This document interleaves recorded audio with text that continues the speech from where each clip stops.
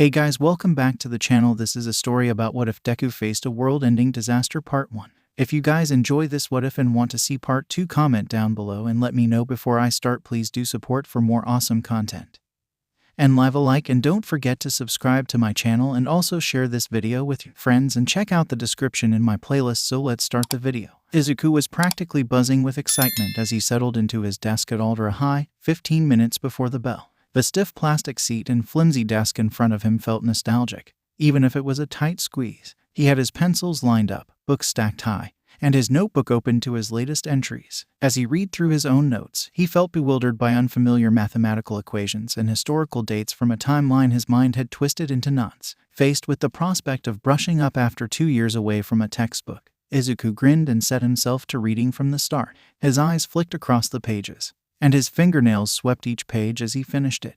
Within minutes, he set aside mathematics and dug into his language book. Izuku stopped when he heard the door open. He glanced over and saw 𝗵𝘃𝗲 swagger in. A radiant euphoria filled him as he basked in yet another piece of home he had missed these past 2 years. "Oh, hey Kaken. Great to see you." 𝗵𝘃𝗲's jaw twitched, and his hands let out a pop. "Shove off, Deku. Some of us have 𝐒𝐢 entrance exams to prepare for." Izuku felt the tiniest murmur of fear in his chest. Perplexed, Izuku ignored it and kept smiling. "Yeah, you tell him, 𝗵𝘃𝗲," another kid said. Izuku shrugged and went back to his notes. As he read, he heard one student whisper, "Is it me, or does Deku look different? I think he dyed his hair." As if maybe someone would think he had a quirk, they added with a snicker, "It's not just the hair. His skin looks darker too. Probably just the hair. He tried to bleach it and it didn't take." "Idiot." The conversation ended when the teacher strode in. "All right, class," he said. "Today we're going to review your career choice submissions." He paused for a beat, then added, "Is what I would say if you hadn't all picked heroics." The class erupted into raucous cheers and displays of quirks. The teacher had to shout a few times before he got them all to settle down.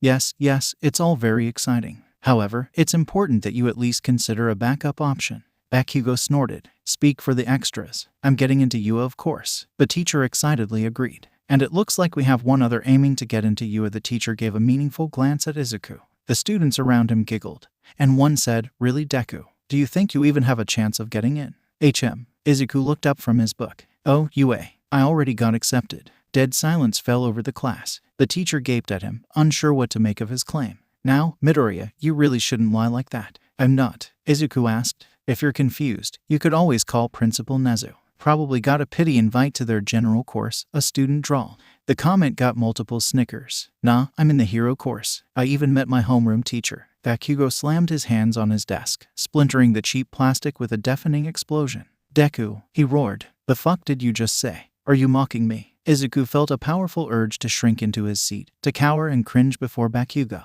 The part of him seasoned with the salt and sea spray of another world examined the puppy yapping at him and found him wanting. Izuku gave him a sly smile, pushing through his warring emotions. "What, mad, you're only going to be the second person from this school to get into 𝐒𝐢." The whole class stared at him in open-mouthed shock. The people nearest him slowly edged away, warily watching 𝗵𝘃𝗲. The teacher looked torn between admonishing him, calming down 𝗵𝘃𝗲, or sprinting out the door. 𝗵𝘃𝗲 stepped back, his expression flitting between confusion and fury. His face turned scarlet, his teeth ground noisily together, and beads of nitroglycerin snapped in his hands. "Oh, you're dead, Deku. They'll never find the body." "They will if they look at 𝐒𝐢." 𝗵𝘃𝗲 trembled with rage, looking as though his entire body would explode at any second. The smell of burnt sugar filled the room and every pair of eyes darted towards the nearest exit.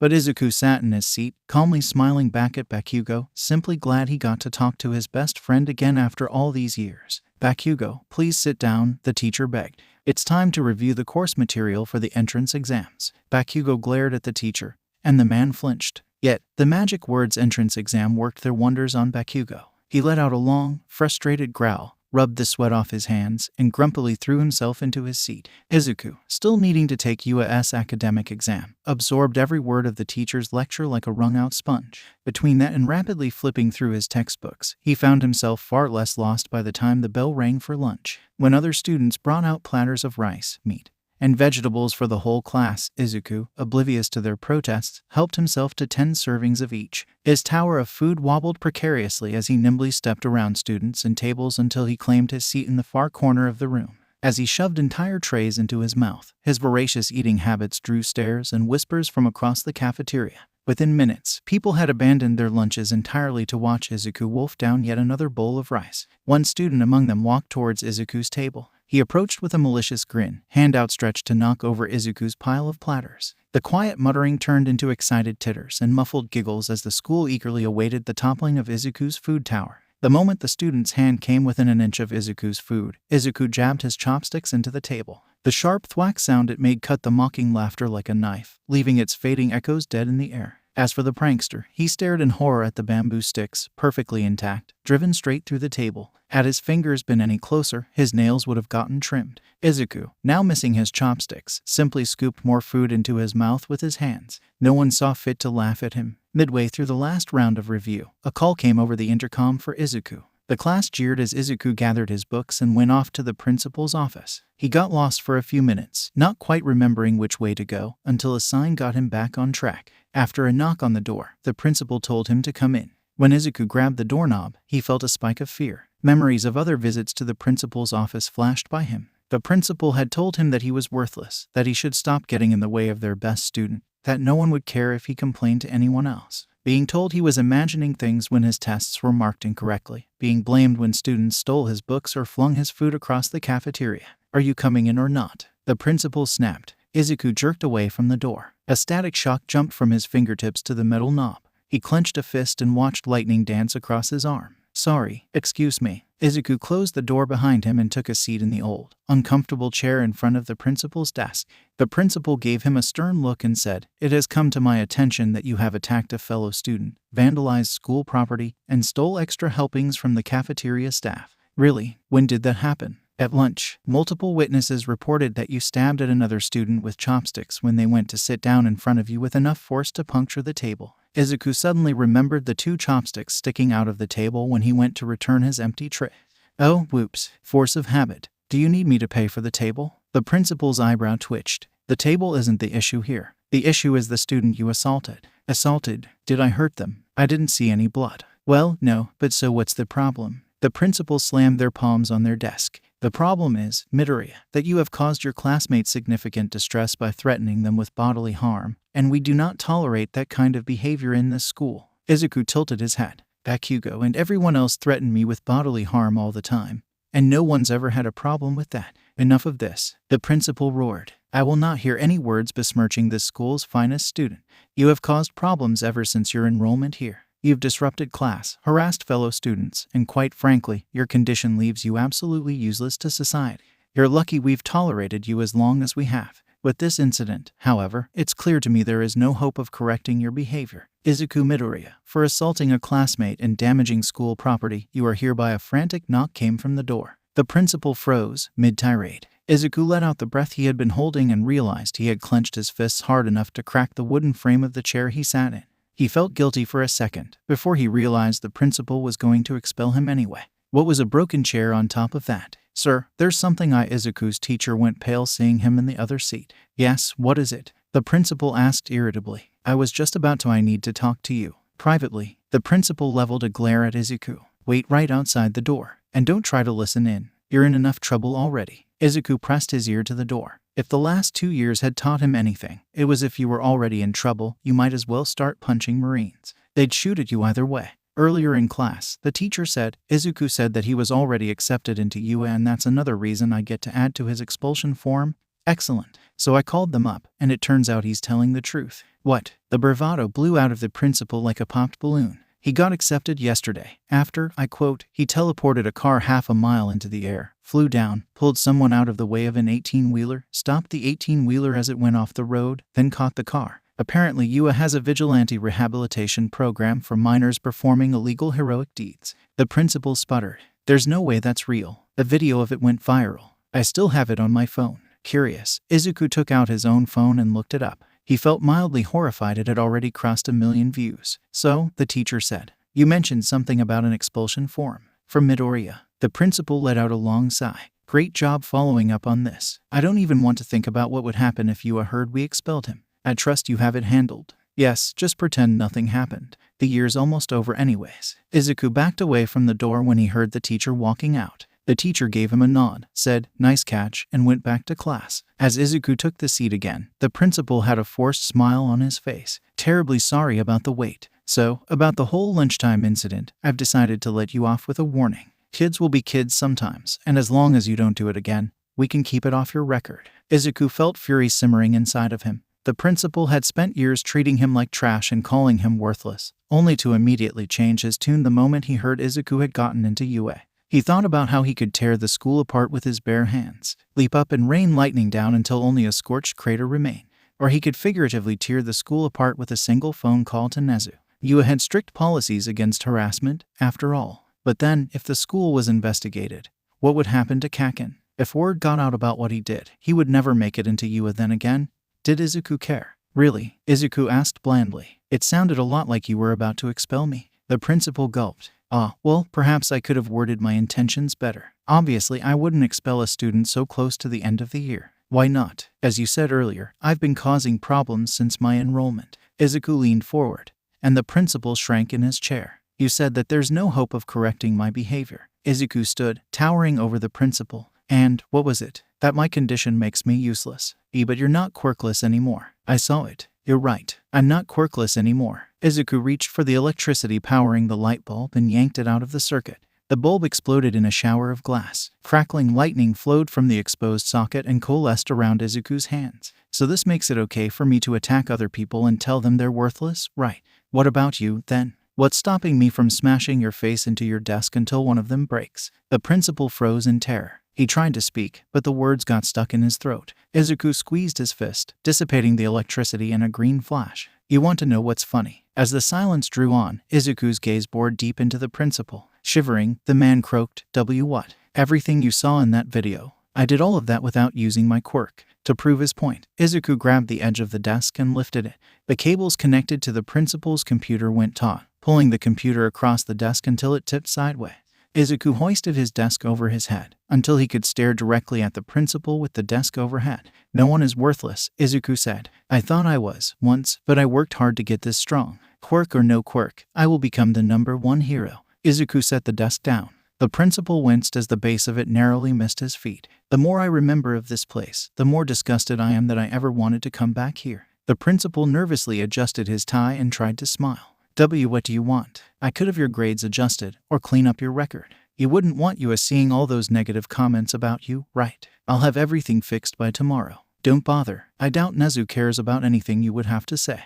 Then what do you want? Izuku imagined seeing the principal dragged out in handcuffs, or staring in shock at a school demolished by lightning. But in all those imaginings, Izuku felt a sense of apathy. Why would he even bother ruining this man's life? The man cowering before him was so far beneath him that Izuku felt no joy in defeating him. You have nothing that I want. Goodbye, principal. I won't be coming back. Leaving behind a bewildered principal, Izuku felt as though a weight had left his shoulders. By the time he made it back to class to get his books, the school day had ended, and Izuku left with everyone else. It wasn't until the crowd of students had thinned out and Izuku entered a quiet stretch of road that he heard a familiar shout behind him. Deku, Bakugo roared. Don't think I forgot what you said this morning. The two students flanking him grinned and cracked their knuckles. What did I say this morning? Asked Izuku, who had genuinely forgotten. Bakugo's face went beet red. That's it. You're in for it now. Get him. Tsubasa flapped his wings and charged at him. Izuku leaned aside, letting Tsubasa trip himself on his leg. While he tumbled over, the next student grabbed Izuku's shirt. He yanked, and he nearly fell over when Izuku refused to budge. What the hell? Bakugo lit sparks in his hands. Are you two seriously getting pushed around by Deku? As something's not right, Bakugo, the student tugging Izuku's shirt said. We should go. Go? Tsubasa roared. He's just standing there. Are you really afraid of some wimp? Tsubasa charged from behind. He plowed into Izuku's back, trying to sweep him off his feet. Izuku's shoes never budged. What the heck? How is he not moving? Step aside, you idiots. I got this. Bakugo sauntered up, looked Izuku in the eye, and threw a punch. Izuku let it land on his cheek. Bakugo hissed in pain and cradled his wrist, backed away and gave Izuku a confused look. Is that it? Izuku asked. He didn't even seem to breathe for all he looked like a statue, tall and immovable before the boys pushing and hitting him. Bakugo roared and threw his other fist. It collided with Izuku's nose. Bakugo's middle finger audibly popped as Izuku's nose bent it back into his palm. With another roar, Bakugo flung an open palm. The explosion engulfed Izuku's head. But as the smoke cleared, not a mark lingered on Izuku's skin. Even his hair had escaped unscathed. Bakugo flung explosion after explosion, each one bigger than the last, until 𝗵𝘃𝗀𝗁 gasped for breath and his palms were burned raw from all the detonated nitroglycerin. As the echoes of the explosions faded, Izuku spoke into the silence. For the longest time, I thought we were still friends. Now that I have real friends, friends who care about me and stand by my side no matter what, just like how I stood with them, I know you're not one of them, and you haven't been for a long time. Izuku grabbed the two students still clinging to him by their shirt collars and gently pried them off him. They shivered at the easy way that Izuku manhandled them both. We're done, 𝗵𝘃𝗀𝗁. Izuku turned and walked away. 𝗵𝘃𝗀𝗁 stood dumbstruck for a moment, before his features twisted into a scowl. Deku, don't you walk away from me. Izuku left 𝗵𝘃𝗀𝗁's shouts behind him as he walked home. His path meandered down alleys and abandoned streets as he wondered why everything was so different from what he remembered. He thought that 𝗵𝘃𝗀𝗁 still cared, in his own way, trying to toughen him up. He even thought the school was right about him being worthless. How had he ever lived like this? How had he stood it? All these years, covering up burns and bruises and accepting blame for whatever the principal and teachers accused him of, just so his mom wouldn't worry. And why did it sting so much, leaving 𝗵𝘃𝗀𝗁 behind like that? He felt like a foot 10 sizes too large for an old shoe. He no longer fit in the life of Izuku Midoriya. His bed was too small. The All Might posters and paraphernalia lining his walls seemed too creepy, and 𝐭𝐸's meals left his stomach yearning for more. He had finally made it back, only to realize that maybe he should have stayed in the other world after all. At least there, he belonged. Lost in his thoughts as he was, he never heard the sewer grate pop. He never heard the slime villain rush towards him. But as the villain lunged, Izuku spun and threw a roundhouse punch. Izuku's haki-coated fist buried itself in the villain's face and splattered him against the wall of the underpass. Izuku panted and clenched his fist until his fingernails dug into his palm. He itched to keep punching, to thrash the villain that had jumped him until every inch of the street was smeared with the villain's gelatinous body. But the rational part of his brain frantically put the brakes on the prospective vigilantism and manslaughter. With an irritated huff, Izuku kept walking and looked for something to punch. When he saw the giant trash heap cluttering Dagobah Beach, Izuku knew he found his punching bag. Refrigerators, rusted cars, appliances, heaps of abandoned lumber and warped steel beams. Everything went flying, imprinted with Izuku's fist and feet as he tore through the garbage piles of the beach. Once Izuku finally ran out of steam, he wiped the sweat off his brow and looked around. Before, the beach had some semblance of order, with the trash sectioned off into piles. Now, the trash was scattered along Izuku's wake. Torn plastic and paper bobbed in the waves, and jagged splinters of metal and wood jutted from the trash-strewn sand like spears. Izuku grimaced at the mess. The beach hadn't been cleaned by any standard, but this mess spilled out onto the streets and the ocean. Someone could get hurt if no one cleaned it up. With that thought in mind, Izuku scanned the area. The trash and the waves made grabbing them risky, but with bursts of 𝗃𝗀𝗁, Izuku darted over the sea, scooping trash into his arms and dumping them into nearby garbage dumpsters. Izuku tackled the heavier items next, lugging entire cars to a nearby lot and dumping the appliances in any bin that could hold him. For the lighter items, he had to range increasingly farther away for empty dumpsters. But with Soru, Izuku flashed from beach to dumpster, hauling entire armloads of garbage bags and wadded plastic in the blink of an eye. The sun still shone over the rooftops as Izuku combed the beach for any last debris. He sprinted so quickly the sand churned in his wake, then doubled back and plucked any bit of metal or wood that caught his eye. After a couple passes, Izuku checked his work. The beach had a distinctive wind-blasted look, with eddies of sand sweeping onto sidewalks and odd trenches where Izuku had sprinted through. But the sand itself had a toasted almond color that glowed in the waning sunlight, and the ocean waves glittered as they lapped against the shore. Izuku's stomach loudly reminded him that he was really late getting home. With another burst of speed, Izuku flitted through the light pedestrian traffic, leapt straight up the apartment stairs, and opened the door so quickly he nearly tore out the hinges. "Sorry I'm late," Izuku said. "Also, I'm not going back to Aldera anymore." "What?" 𝗵𝗃𝗀𝗁 looked horrified. "Did something happen?" Izuku shrugged. "I should have left that place years ago. Doesn't matter, with you already accepting me." And the principal agreed to it. It occurred to Izuku that he had left before the principal could say anything. However, he had a feeling the man wouldn't correct him. "Oh, all right then. Dinner's a bit cold, so I'll warm some up for you." Izuku resigned himself to another night with a tight belt as he scraped every grain of rice off his plate.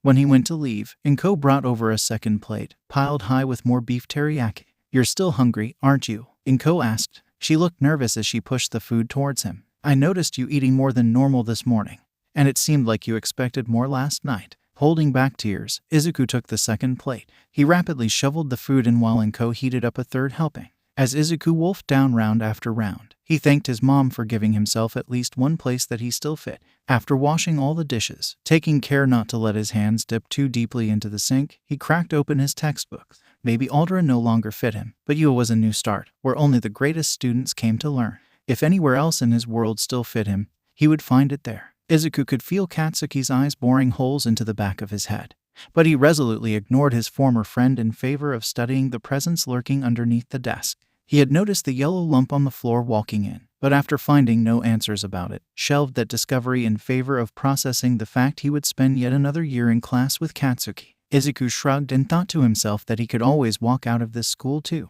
He heard good things about Shitsu. The presence in the sleeping bag decided to make itself known by silently standing and chastising the chattering class with a judgmental look. Izuku had his notebook out and pen at the ready, but his classmates took significantly longer to notice that their teacher had arrived.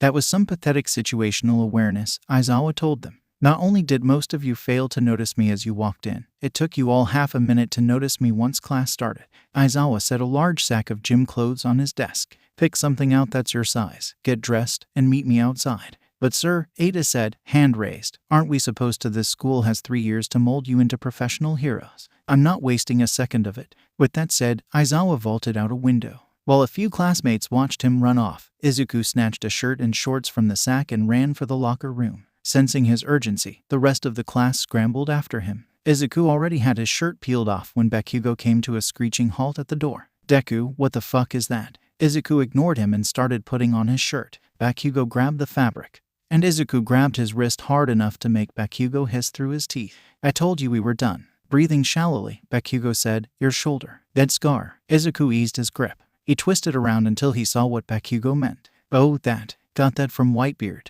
Who's Whitebeard? Izuku blinked and looked past Bakugo. His scar had drawn a sizable audience from the guys streaming into the men's locker room. Plenty gawked at the long white streak running from shoulder to shoulder, and a few even looked sick. One of the 4 emperors of the sea. Few pirates can compare to him. Wait, pirates? Are you saying you met pirates? Kirishima asked. Yeah, went sailing with some for a few years. Izuku snapped the shirt out of Bakugo's grasp and shoved it on. Come on, teacher's waiting. Using Soru, Izuku made it well before anyone else. Aizawa checked his watch and said, 6 minutes. I expected better. Sorry, sir. They got curious about the scar. Before Aizawa could ask what that meant, Bakugo sprinted up, huffing and glaring daggers at Izuku. The rest of the guys jogged together a minute later, followed by a walking cluster of girls. That was 12 minutes, Aizawa said dryly. More than enough time for a villain to rob a store, kill a few people, and disappear, but at least you'll be right on time to explain yourselves to the media.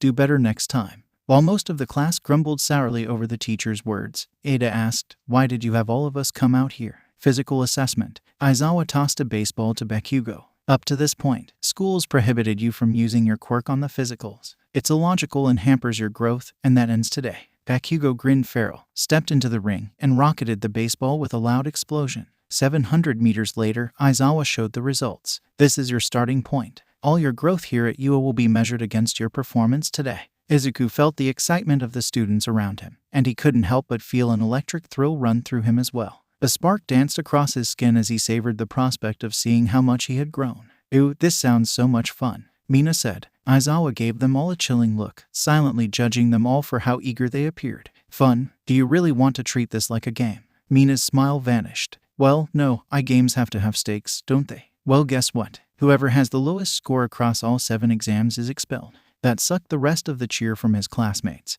But Izuku's smile stayed on his face. If anything, he felt more determined. A part of him felt guilty that someone would go home today, but he had a promise to keep, and nothing would stop him from giving it anything less than his best. Out of the corner of his eye, he saw Bakugo had a grin mirroring his own. For the first test, Izuku crouched next to Ada at the starting line. The moment Aizawa snapped his fingers, Izuku took off with Soru. The clock at the far end flashed under a second for his score. Tsuyu leapt across the pit of sand in a single bound. Izuku jumped back and forth, never touching the ground, until Aizawa gave him an infinite score. Shoji made the grip test groan as the metal bent slightly under his tentacled grip. Izuku shattered it with a single flex of his hand. After the side hop test, Minda dizzily raised 2 purple orbs high over his head and shouted, yes, bow before me, puny mortals, for I have beaten Izuku Midoriya. By 2 hops, Jiro said sourly. Still 1. You've been dead last in every other category. but I still won. Woohoo. For the baseball toss, 𝗂𝗚𝗄 tapped her ball and chucked it into outer space. Once the infinite sign flashed up, she pumped her fist and said to Izuku, "Think you can beat that?"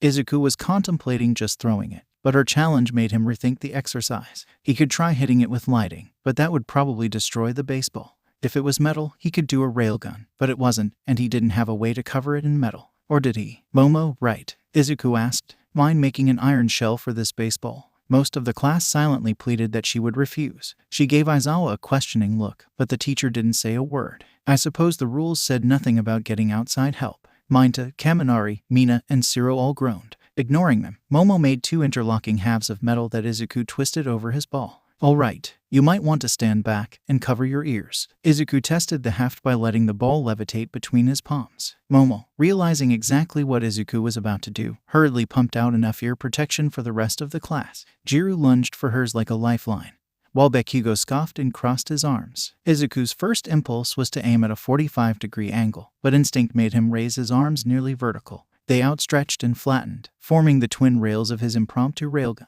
Izuku kicked up the baseball with his foot, flooded his arms with electricity, and fired. The recoil slammed Izuku into the ground. The deafening roar of a powerful shockwave rang out across the school, ruffling clothing and rattling the windows. Overhead, a cloud blew apart into a cumulus ring, and wisps of vapor marked the baseball's trail into outer space. Izuku dug himself out from the crater he had made hitting the ground and dusted himself off. So, how did I do? Aizawa held up a board announcing a big fat 0. You failed to stay within the circle, he said. Izuku looked down. A massive rut gouged out most of the circle, but enough remained to show that Izuku had slid far outside of it. Izuku sheepishly scratched his hair and said, "Whoops, any chance I get a do-over?" You have no need of one, and what you would have scored will be your benchmark. Even with a 0 in the ball toss, Izuku had topped the class. Relieved sighs and shouts of joy echoed among the class as Aizawa worked his way down to the bottom.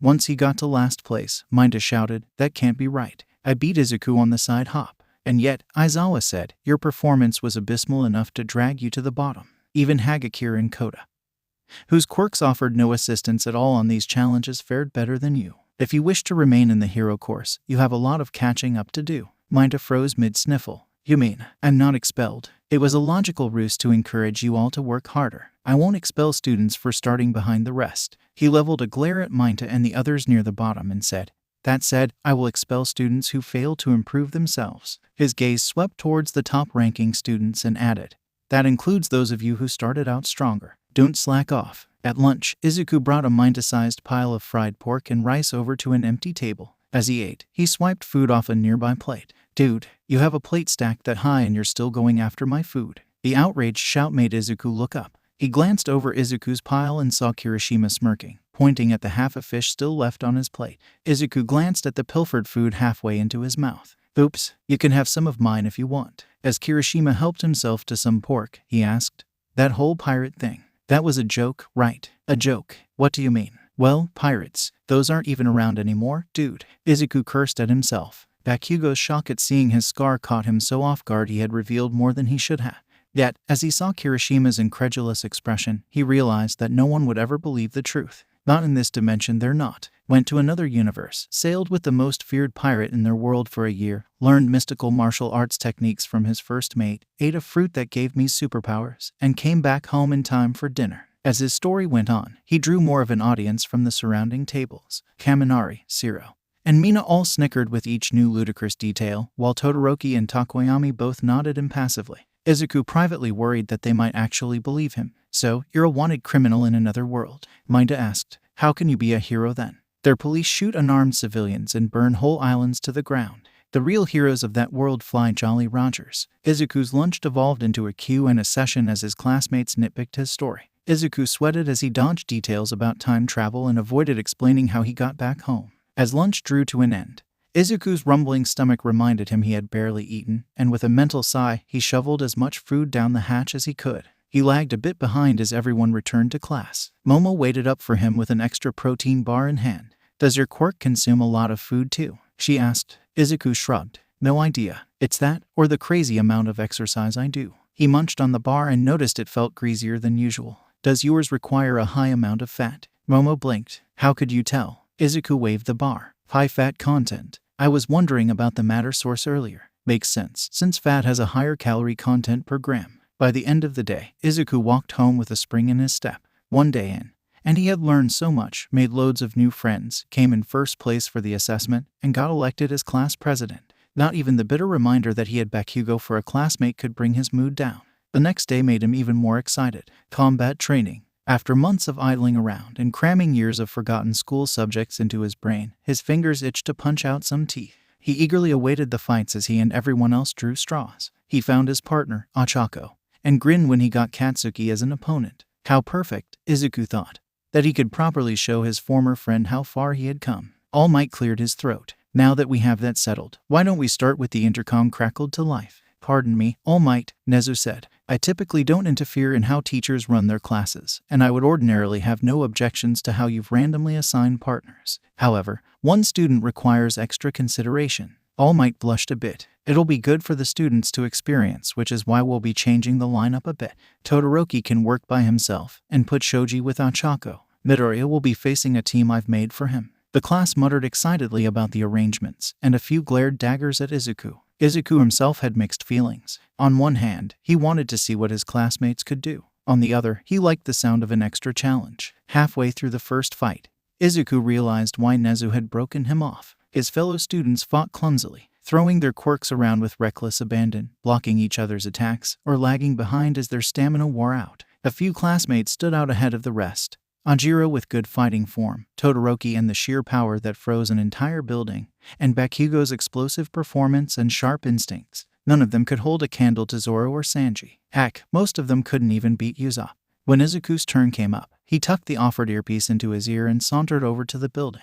As he approached the doors, Nezu's voice crackled in his ear. Your objective is slightly different. Unlike the others, simply touching the device won't be enough to win. One of your opponents has a detonation remote on their person, which they will set off if you approach the bomb or take down one of their teammates. Your mission is to subdue every villain and prevent them from detonating the bomb.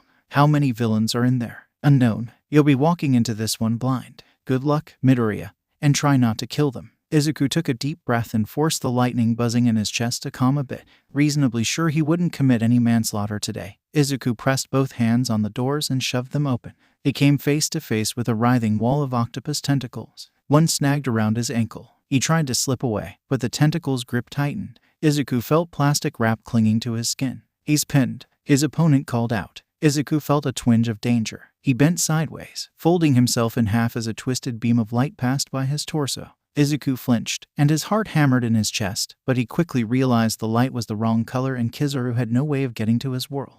Izuku ready to thunderbolt, but his observation haki went off again. The lightning in his hand fizzled out, and instead, Izuku whirled around and kicked the air behind him. His foot passed through the grinning face that popped out of the ground. Good instincts, Mirio said. He ducked through the ground and popped up by his teammates. But you're going to have to do better than that. Mirio, Nejiru crossed her arms and scowled at him. We're supposed to be villains. Get into character. Whoops, my bad. Puny hero, prepare to face the wrath of the greatest villains Yua has ever created. You will never defeat us and disarm the bomb before time runs out. As Mirio and Nejiru both let out cartoonishly evil laughs, Tamaki sighed and hid his face in his tentacle arm. Can I please go back to bed now? There's too many people watching us. Awa, Tamaki. But our cute little Kuhai is counting on us to show him a proper UA. Welcome. Fine. He handed Mirio a set of rubber knuckle dusters that he slipped on. Hero, get ready to lose, or something. Izuku cast his senses around, but he could only sense the three in front of him. A tank, with rubbery tentacles and chitinous armor protecting him, a ranged fighter with light beams, and a rogue with a permeation quirk. Logically, the ranged fighter would have the detonator, but they could just as easily have given it to Tamaki knowing he'd think that. He could rule out Mirio. If his quirk allowed him to take objects with him, Tamaki wouldn't have needed to give him a weapon. On paper, this was a bad matchup for him. An enclosed space, surrounded by insulative material, with opponents properly armed and well-coordinated. He also couldn't take them out individually since the moment one went down, the others would trigger the bomb. Izuku gave his best All Might laugh and said, "It's unfortunate for you that I showed up today. Looks like your explosive entry into villainy is a dud." Mirio cackled. That was an awesome cheesy one-liner, but let's see if you can back it up. Mirio's legs sank into the ground, then he sprang forward. Izuku dodged the rubber knuckles and kicked through his arm. Taking advantage of his distraction, Nejiru fired another curling beam. Izuku braced himself and took the hit head-on. Once he blinked the stars out of his eyes, Izuku saw Tamaki's tentacles reaching for him. Izuku darted through the slim gaps between them and popped up over Tamaki's shoulder. He drove an axe kick straight into Tamaki's shoulder, cracking the crustacean shell that covered it. Tamaki's leg snapped up. The boot fell apart, revealing Eagle's talons underneath. The scaly foot, bound with rubber wrappings, clamped around Izuku's arm and squeezed painfully hard. Izuku gritted his teeth and used Tekai to weather the attack. Realizing that Izuku wasn't giving in, Tamaki lashed out with his tentacles. "Guys, I can't hold him for long." "You got it." Mirio slid through the floor, with head and arms above ground, and popped out in a mighty uppercut. Izuku let the hit fall, bent his neck back, and snapped up a foot laced with haki. Mirio let the kick land, only to get driven into the ceiling with the gut shot. Izuku hefted his arm up. Tamaki squawked and grabbed for the wall, but Izuku slammed his arm into the ground over and over and over. Tamaki bit into a cord around his neck, and a clam shell sprouted around his body. Izuku kept pounding, shattering the floor around him, while he kept a wary eye on 𝗔𝗧𝗏. One arm prepared another light beam, while her other hand was stuck inside a pocket. Izuku aborted his takedown of Tamaki and blitzed towards 𝗔𝗧𝗏. A light beam knocked him off course, but he leapt off the wall and sprang back towards her. Mirio popped to her defense, throwing a right hook with rubber knuckles, but Izuku let himself part around the blow. "Hey!" Mirio shouted, still wheezing and cradling his ribs. "You stole my trick." 𝗔𝗧𝗏 yelped as Izuku barreled towards her and threw both her hands out. Izuku dodged the beams, but the thrust those beams made propelled 𝗔𝗧𝗏 out of his reach. Grinning like a madman, Izuku leapt after her, readying lightning spears in each hand while dodging the looping beams and Mirio's surprise attacks. His first spear missed when 𝗔𝗧𝗏 threw herself aside, but his follow-up caught her square in the chest. She cried out and fell, with smoke drifting from her chest. Izuku ran over to confirm the takedown.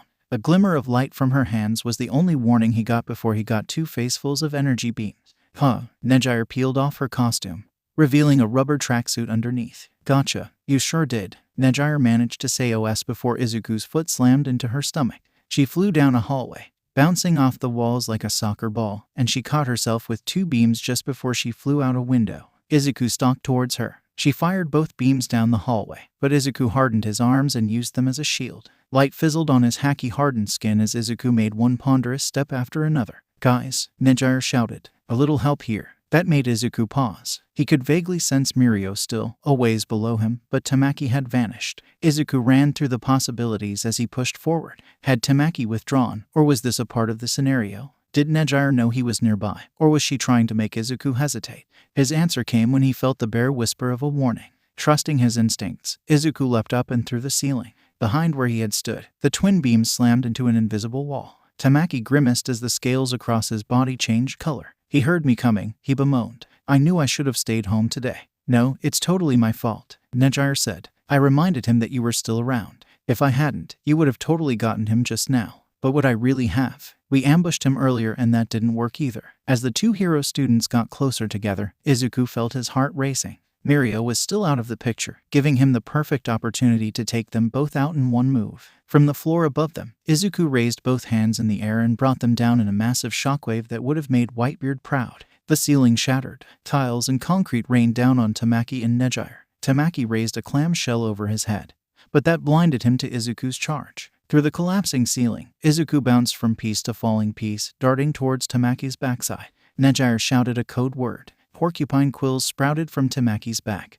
but Izuku let the quills pass harmlessly through him, grabbed Tamaki's neck, and delivered enough of a zap to knock him out. Before 𝗔𝗧𝗏 could act, Izuku turned Tamaki around and used him as a spiky battering ram. Needles pinned 𝗔𝗧𝗏's right arm to the wall. She fired at him with her left, but Izuku ducked under it and zapped her too. Izuku winced when he saw the needles stuck through 𝗔𝗧𝗏's arm. "Better leave that there. Now, let's see if I can find that detonator." "Wow, that was impressive." Izuku turned and threw a lightning bolt at Mirio's feet. Mirio yelped and leapt over the attack. "It's just you and me now," Izuku said. "Yep, and in all honesty, I have no idea how I would beat you." He held up a fist and said, "You're faster and stronger than me, and you can even hit me when I'm intangible. Luckily for me, I've got this. Rubber knuckles. Cute. But it'll take more than that." Mirio pressed into the side of the knuckles. Far above them, a muffled explosion went off. Flashes of light came through the window as fireworks went off over the building. Izuku slapped his face. "That ambush at the beginning, without the knuckles, that was to make me think you didn't have it, wasn't it?"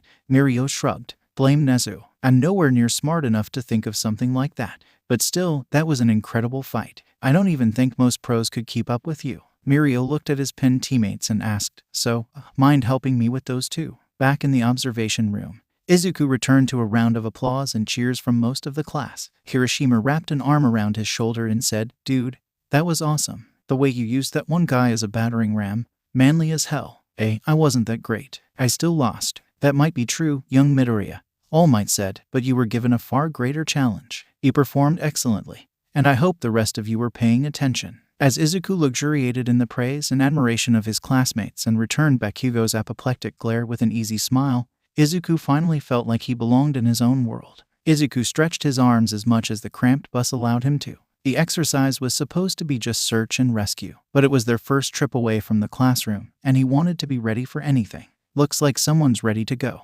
Hiroshima clapped him on the back and asked, "Got any more good pirate stories to tell us?" Izuku rolled his eyes. Half the class thought he was making things up for fun, and the other half thought him crazy. In no rush to correct their delusions, Izuku donned his best Usopp grin and said, "Did I ever tell you guys about the time I sailed on a ship up a massive geyser and landed in a sea made of clouds? But how would that even work?" "So you asked? Clouds are just water vapor. There was something in them that made them solid. But anyways, the people up there had white wings, and when the sun hit the clouds right, you could see their giant shadows dancing on the waves. Very friendly. And they know how to throw one heck of a party. Everybody throws parties in your stories." "Yeah, because they're fun. So, the first time we were up there, Roger went off to find a devil fruit, leaving me with Luffy and Shanks at their village. Not long after they left, the village came under attack by a band of pirates on flying ships and...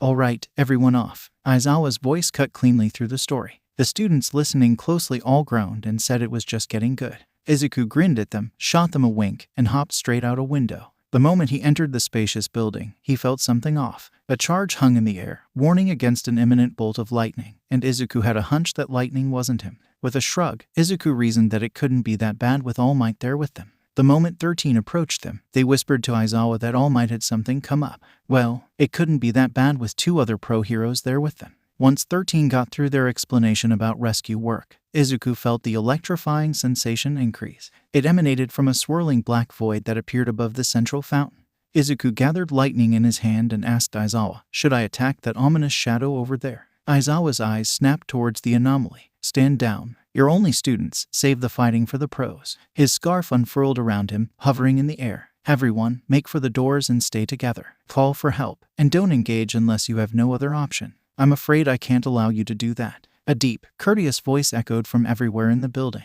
The shadow widened, and from its depths emerged a horde of villains. Another dark cloud emerged above the students and sprouted yellow eyes. "My name is Kurogiri, and today it is my job to show you all despair." "I think not." Aizawa's scarf snapped out and grabbed them. A cloud formed around him, but Aizawa's eyes glowed, stopping the warp. "You're under arrest for trespassing. If you don't resist, that's all you'll be charged with. I'll show you despair, you cloudy freak." Bakugo leapt into the air, propelling himself with explosions and blocking Aizawa's sight. The explosion passed harmlessly through Kurogiri, and the warper took advantage of the smoke to spirit Bakugo away. Children these days are so terrifying. It makes me feel less guilty for what I'm about to do. Izuku stalked forward, ready to impale Kurogiri with lightning.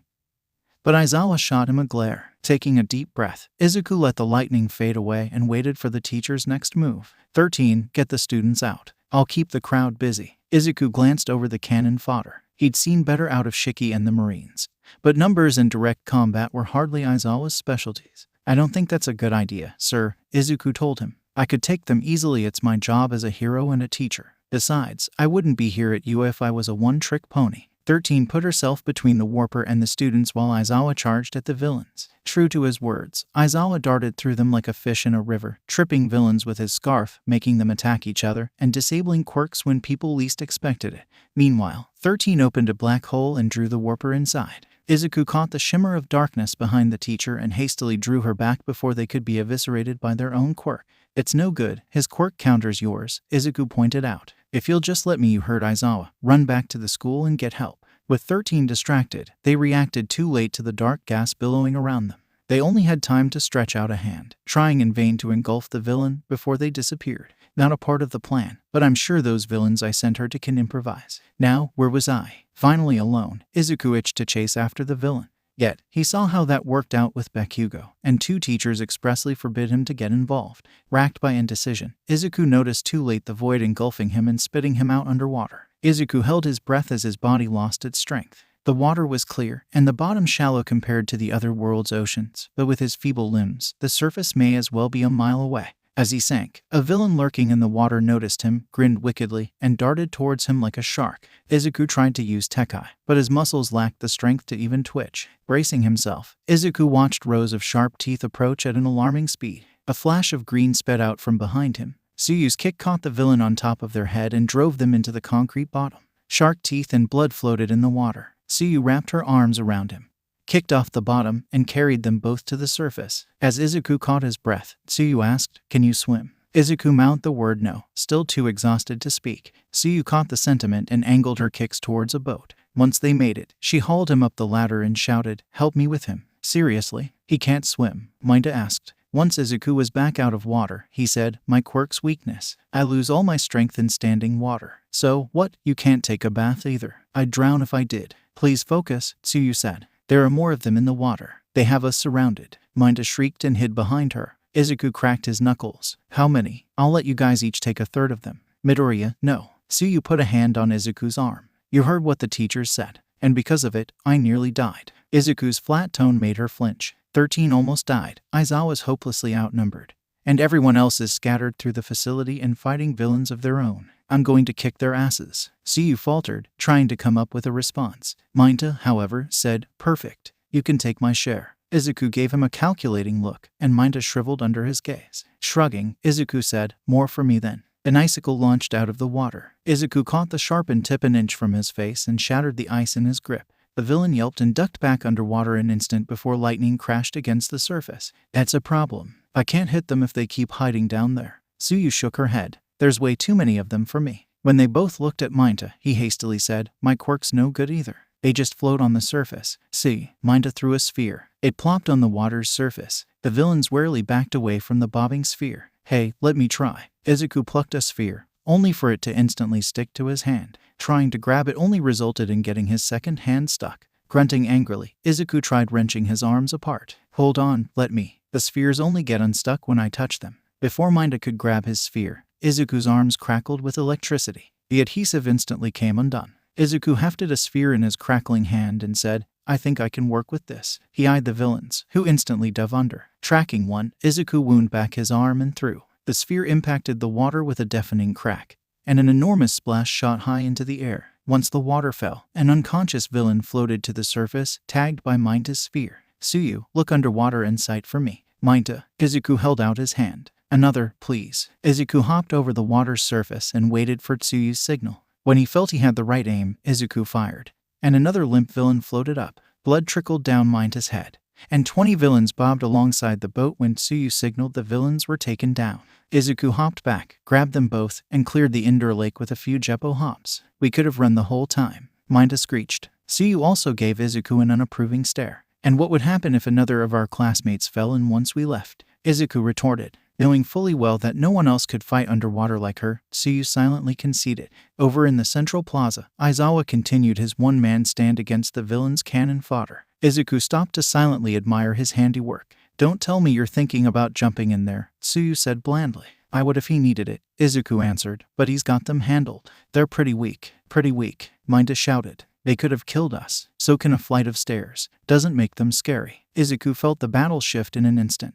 1 second, Aizawa had 4 villains tangled and knocked the lights out of a 5th. The next, bones crunched as Aizawa writhed in the monstrous grip of the 𝗵𝗲. Dead silence fell across the USJ as the villains stopped to stare in awe at the monster in their midst. The crowd parted, and Shigaraki strode forth to inspect the teacher at his mercy. "You know, you're one of the coolest heroes. You don't beg for attention. You do your job and do it well. I almost don't want to kill you." His grin stretched wide, and he leaned close to say tauntingly, "Almost? 𝗵𝗲, kill him." Izuku saw it happen, saw the 𝗵𝗲's fist squeeze tight, saw his teacher pop like a balloon. His vision went red. The air shuddered as Izuku's single-minded will made itself manifest in a soul-shaking command.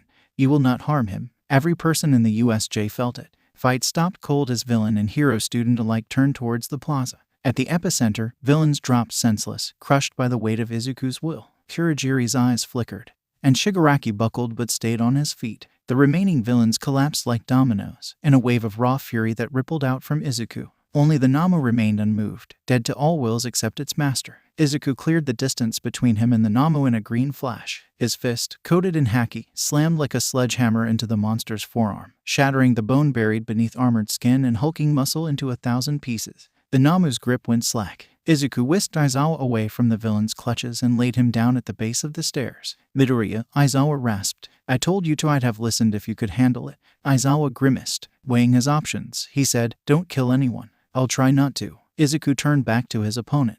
The mangled arm knit itself back together, and the creature showed no discomfort on its distorted face. Shigaraki scratched at his neck in annoyance. You're the special side quest Sensei gave me. He really wants you dead. Izuku cracked his knuckles. Then he can get in line. I've dealt with far scarier than you lot. Big words from a wannabe hero. 𝗵𝗲, crush him. The 𝗵𝗲 rushed over and slammed its arms onto Izuku's head. Izuku let the hands pass through him, blurring his body in an electric haze before it seamlessly reassembled itself. With the 𝗵𝗲 crouched, Izuku punched its head into the ground. He punched over and over, again and again, chipping away at the stone beneath them and driving its skull deeper into the ground. The 𝗵𝗲's arms crashed in a clapping motion around Izuku's chest. Izuku slipped backwards and crouched into a fighting stance while the 𝗵𝗲 pried itself out of the ground. Stone shards plopped from its face as its flesh mended itself. What kind of hacking bullshit is this? Shigaraki roared. Just die already. I could say the same for this thing. Izuku pointed at the 𝗵𝗲. How many quirks does it have? Enough to kill All Might, and more than enough to deal with a pest like you. Shigaraki's eyes scoured the area. When his gaze fell upon Eraserhead, he said, ignore the brat. Kill Eraserhead instead. Izuku felt a flash of panic as the 𝗵𝗲 bolted towards the fallen hero. The 𝗵𝗲's fist crashed down, threatening to pulp him in one hit. Izuku threw himself in the punch's path and braced. The ground beneath his feet buckled, but Izuku himself stood firm. Shigaraki crowed. Not everyone has the same hitbox erasing bullshit as you do. Let's see how long it takes to crush you. The 𝗵𝗲 punched down again, and again, and again. Each impact rattled Izuku's bones, and bruises quickly welled up all along his forearms. The blows drove his feet deeper and deeper into the concrete like a nail. Abandoning defense, Izuku took a hit on his jaw and threw a roundhouse punch. Izuku staggered back, nursing a swollen cheek, and the 𝗵𝗲 forcefully realigned its own jaw. With a mindless roar, the 𝗵𝗲 charged again, and again Izuku met it blow for blow. Over time, Izuku's injuries mounted up, but the 𝗵𝗲's wounds seamlessly vanished. Izuku huffed and wheezed as all the exertion sapped his strength. Looks like the wannabe hero's getting tired. Shigaraki watched with rapt attention as his monster fought on. You're a DPS cosplaying as a tank, while my 𝗵𝗲 is the whole package. You talked such a big game earlier. I thought you could do more than be my 𝗵𝗲's punching bag. Izuku realized that just punching the 𝗵𝗲 would do nothing, but he also noticed that the wounds took time to heal. The healing hadn't slowed down, which meant the only way to deal with it was to attack it faster than it can heal. Izuku grabbed both its arms and kicked both feet into its chest. The 𝗵𝗲 barely staggered back, but it gave Izuku time and room to prepare his attack. Oh, I can, Izuku told Shigaraki. Watch me. He raised both arms and filled them with as much electrical energy as he could manage. His fists glowed with haki, and wisps of static drifted from them. Rumble, Gatling. Izuku's fists flashed forward, one after the other, too fast for the eye to track. The impacts left fist-shaped indents across the 𝗵𝗲's chest. The monster held its ground, planting its feet and weathering the assault head-on. With a furious roar, Izuku sped up. Distinct punches overlapped into an electrical arc, striking continuously and filling the air with the smell of ozone. The 𝗵𝗲 took one step back, then another. Its skin peeled away, and bits of its flesh vaporized under each charged blow. Its ribs shattered, its organs turned to pulp, and still it stood, staring down Izuku with its lifeless gaze. Izuku smashed in its beak, crushed its eyes, spattered its brain across the shattered ground. And still, the 𝗵𝗲 stood. Izuku shouted with all his might. His fists sounded like the blurred retorts of a Gatling gun and fell with the same frequency. Even as the 𝗵𝗲's body frantically drew itself back together, Izuku's fist dashed it apart. Punch after punch, Izuku carved his way through the 𝗵𝗲 until his fists broke out the other side. When he no longer felt resistance, Izuku slowed his punches. Mist and glowing plasma obscured the battleground, but when it faded away, it revealed the 𝗵𝗲's legs, still standing, ending in a bloodied stump where its torso once rested. Bits of burnt flesh lay scattered across the ground, pulped and charred into unrecognizable masses. An eternity passed in a single second as every villain and student watched the 𝗵𝗲 for any signs of life. The legs twitched. The mangled flesh at the stump bubbled outward, rapidly regrowing its torso. Shigaraki let out a shaky laugh and said, "That's right, 𝗵𝗲, you're indestructible. Sensei said so. Now, 𝗵𝗲, kill the heroes." Izuku braced himself, but the monster didn't move. Confused, Shigaraki shouted, 𝗵𝗲, kill them now. The 𝗵𝗲 had no ears to hear with. Realizing this, Izuku knew he had seconds until it attacked again. He could attack Shigaraki, but he couldn't risk the 𝗵𝗲 following its previous orders while he was distracted. He had to finish the 𝗵𝗲. If a million punches couldn't get the job done, then he'd have to do it with one. Izuku's legs and left arm shrunk as he funneled the electrons away from those areas, leaving them little spindles of lightning. His right arm billowed out, growing to a giant's proportions. It wobbled, struggling to maintain its size. But Izuku held it through sheer force of will. The 𝗵𝗲 had regained its arms, and the writhing flesh creeped up its regrowing neck. 𝗵𝗲, Shigaraki shrieked. Move, dodge, do something. With a firm voice, hiding his exhaustion, Izuku said, Gear second. Haki appeared in thin patches along the arm, until it formed an even coating. Thor's hammer, move. The 𝗵𝗲's face regrew. Its ears caught its master's orders as Izuku threw his punch. Yet, for how fast the abomination could move, it was powerless against the attack rushing towards it.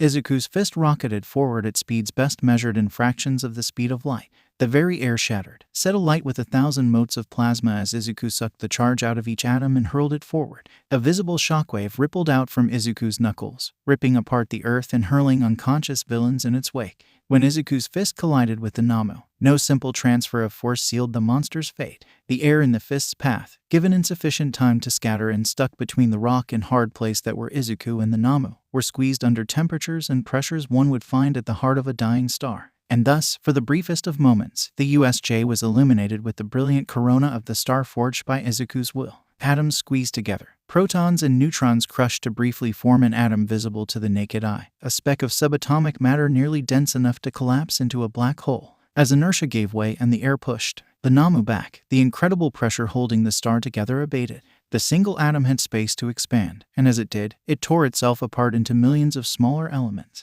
Matter turned into energy. And in that minuscule space between Izuku and the 𝗵𝗲, that expanding force had two directions in which it could expand. One of those wasn't held together with Haki. All told, the matter compressed together and destroyed amounted to a fraction of the power wielded by the first atomic bombs. But even a fraction of the power that broke nations, coupled with the sheer force Izuku himself wielded, directed in a singular direction, was enough to turn the 𝗵𝗲 into a meat slurry as it shot through the roof of the 𝐳𝐽 and scattered itself across the atmosphere. So thoroughly destroyed down to the individual cells that no quirk could ever draw it back together. No one beholding it understood exactly what had happened, including Izuku. Beholding it, Izuku only felt a sense of exhausted triumph.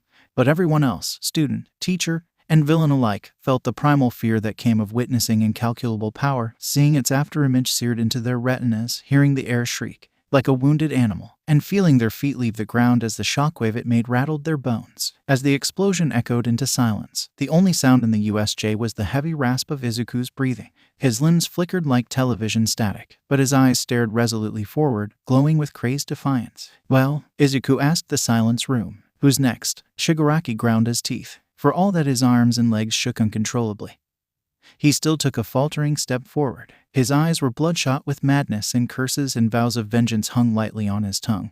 But Kurogiri wrapped himself around him like a veil. Without a word, the two villains vanished, leaving the cannon fodder behind. Izuku cast his gaze around the building, feeling each foreign presence within. The villains whimpered and threw themselves to the ground as they felt Izuku's attention linger on them. Within seconds, the remaining villains surrendered. The 𝐳𝐽 doors flew open. Light poured into the broken facility as All Might strode inside. Never fear, he shouted. For his voice broke off as he took in the facility's ruined state. Villains lay in tangled heaps, some bent at unnatural angles, and the ground looked as though he had thrown a few punches at it. Aizawa lay wheezing and broken at the foot of the stairs, in a slim sliver of untouched stone that lay in Izuku's shadow. Izuku himself still stood triumphant, fists clenched and eyes searching for foes, but All Might recognized the clenched smile of a hero concealing their fatigue from his televised reflection and saw the deep purple bruises spreading up his shoulder. Both his arms were mangled, and his face sported swollen lumps. Not needed, apparently, All Might finished meekly, with a gesture from him. The other U.S. staff poured into the building and set about administering first aid and apprehending the villains. All Might bounded downstairs to investigate ground zero of whatever destroyed the building. He knelt beside Aizawa and gently assessed his injuries. Broken ribs, shattered arm, but no punctured lung or other immediately fatal injuries. As All Might rose, Aizawa caught his pants leg with 2 fingers. All Might knelt closer and bent his ear as Eraserhead whispered, Izuku did this. Tell Nezu he needs to run damage control. Rest, Aizawa. We will take care of the rest. unsettled. All Might cautiously walked up to Izuku and gave him a gentle tap on the shoulder. Izuku flinched, but his arms stayed by his sides. "Hey, you're late to the party." Izuku said it with an easy smile, as if his arms hadn't been smashed to hamburger. "Got held up in traffic." All Might absently bantered back. "The fight is over. Let's get you to Recovery Girl." "Huh, what for?" All Might gestured at his arms. Izuku couldn't even move his right, but he brought his left in front of his eyes. "Oh, I can just sleep it off. Mind showing me to a bed? I wouldn't want to fall asleep wherever like Ace." Izuku made it out of the building, out of sight of the detained villains and injured students, before he collapsed in a puddle of green static. All Might frantically scooped up as much as he could carry and sprinted for Recovery Girl's office. Izuku sat up in the hospital bed, stretched his arms, and bent his spine until loud popping noises echoed in the tiny room. Yawning, Izuku looked around, wondering how he had gotten there. "Oh right," he said. "That was a good fight." Recovery Girl froze halfway through opening the door. Gritting her teeth, she grabbed a rubber cane and beat Izuku over the head with it. "A good fight, you say?" Recovery Girl asked. "You came in here as a puddle of static goo in All Might's hands. I didn't even recognize you at first. It took 12 hours of running the emergency generators non-stop just to get your body back in one piece. Then another 6 to fix your arms up. If it hadn't been for that friend of yours, I wouldn't have even known where to begin." "Who, May? Is she okay? The villains didn't attack anywhere else in the school, right?" His questions earned him another smack on the head. "Priorities, young man. Get those sorted out before you turn yourself into a puddle again." Wearing rubber gloves, she grabbed his wrists and carefully prodded his arms. "You had hairline fractures all over your right arm. How you didn't shatter it completely is a mystery to me. I'd also say you were concussed, if there was any brain left rattling around that skull of yours." Izuku chuckled awkwardly. "Sorry, it kinda happens, you know. Nothing a little sleep and a glass of milk can't fix." This time, Izuku caught the cane and cheekily grinned at her. Recovery Girl dropped the cane and swatted him with her hand. "Enough of that. They told me you'd be starving once you woke up. Is that right?" Izuku's grumbling stomach answered for him. Recovery Girl shook her head. "Teenagers. I don't know why she brought so much over. You need to take it easy since you." Recovery Girl looked back at the cart. Entire pots of porridge, heaping plates of scrambled eggs, piles of buttered toast with multiple jars of jam,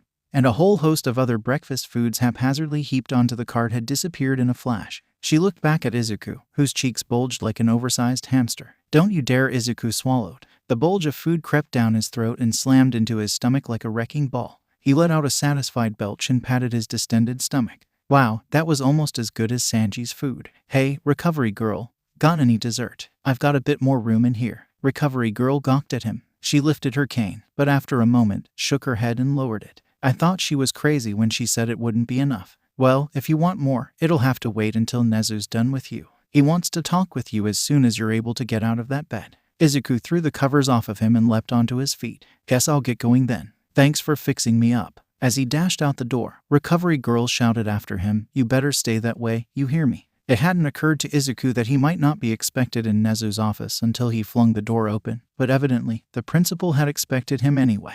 Nezu had an empty chair set out, with a steaming cup of tea and a whole platter of pastries laid out in front of it. Izuku sat down and shoved desserts into his mouth. Recovery Girl said you wanted to see me. Izuku asked with his mouth full. Indeed I do. We need to talk about the USJ and how the HPSC is choosing to handle it. Did I do anything wrong? Between you and me, no. You saved Aizawa's life and your fellow students, and for that, I consider the villain's deaths very much justified.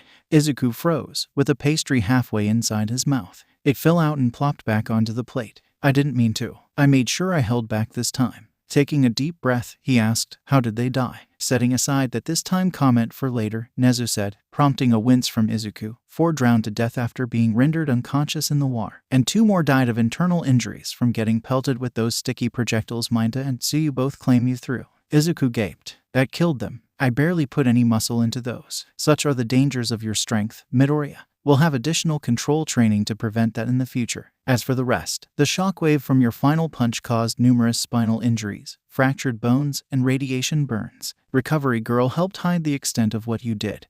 But nevertheless, the aftermath of your fight with the Namu has raised concerns within the HPSC. Am I in trouble? Izuku asked. Hardly. The villains trespassed onto your property with clear intent to kill, and you acted in self-defense. However, that hasn't stopped the HPSC from painting your actions in an unfavorable light. They have publicized the casualty list and images of the damage you left behind, and they have the news painting you as a dangerous and unstable student.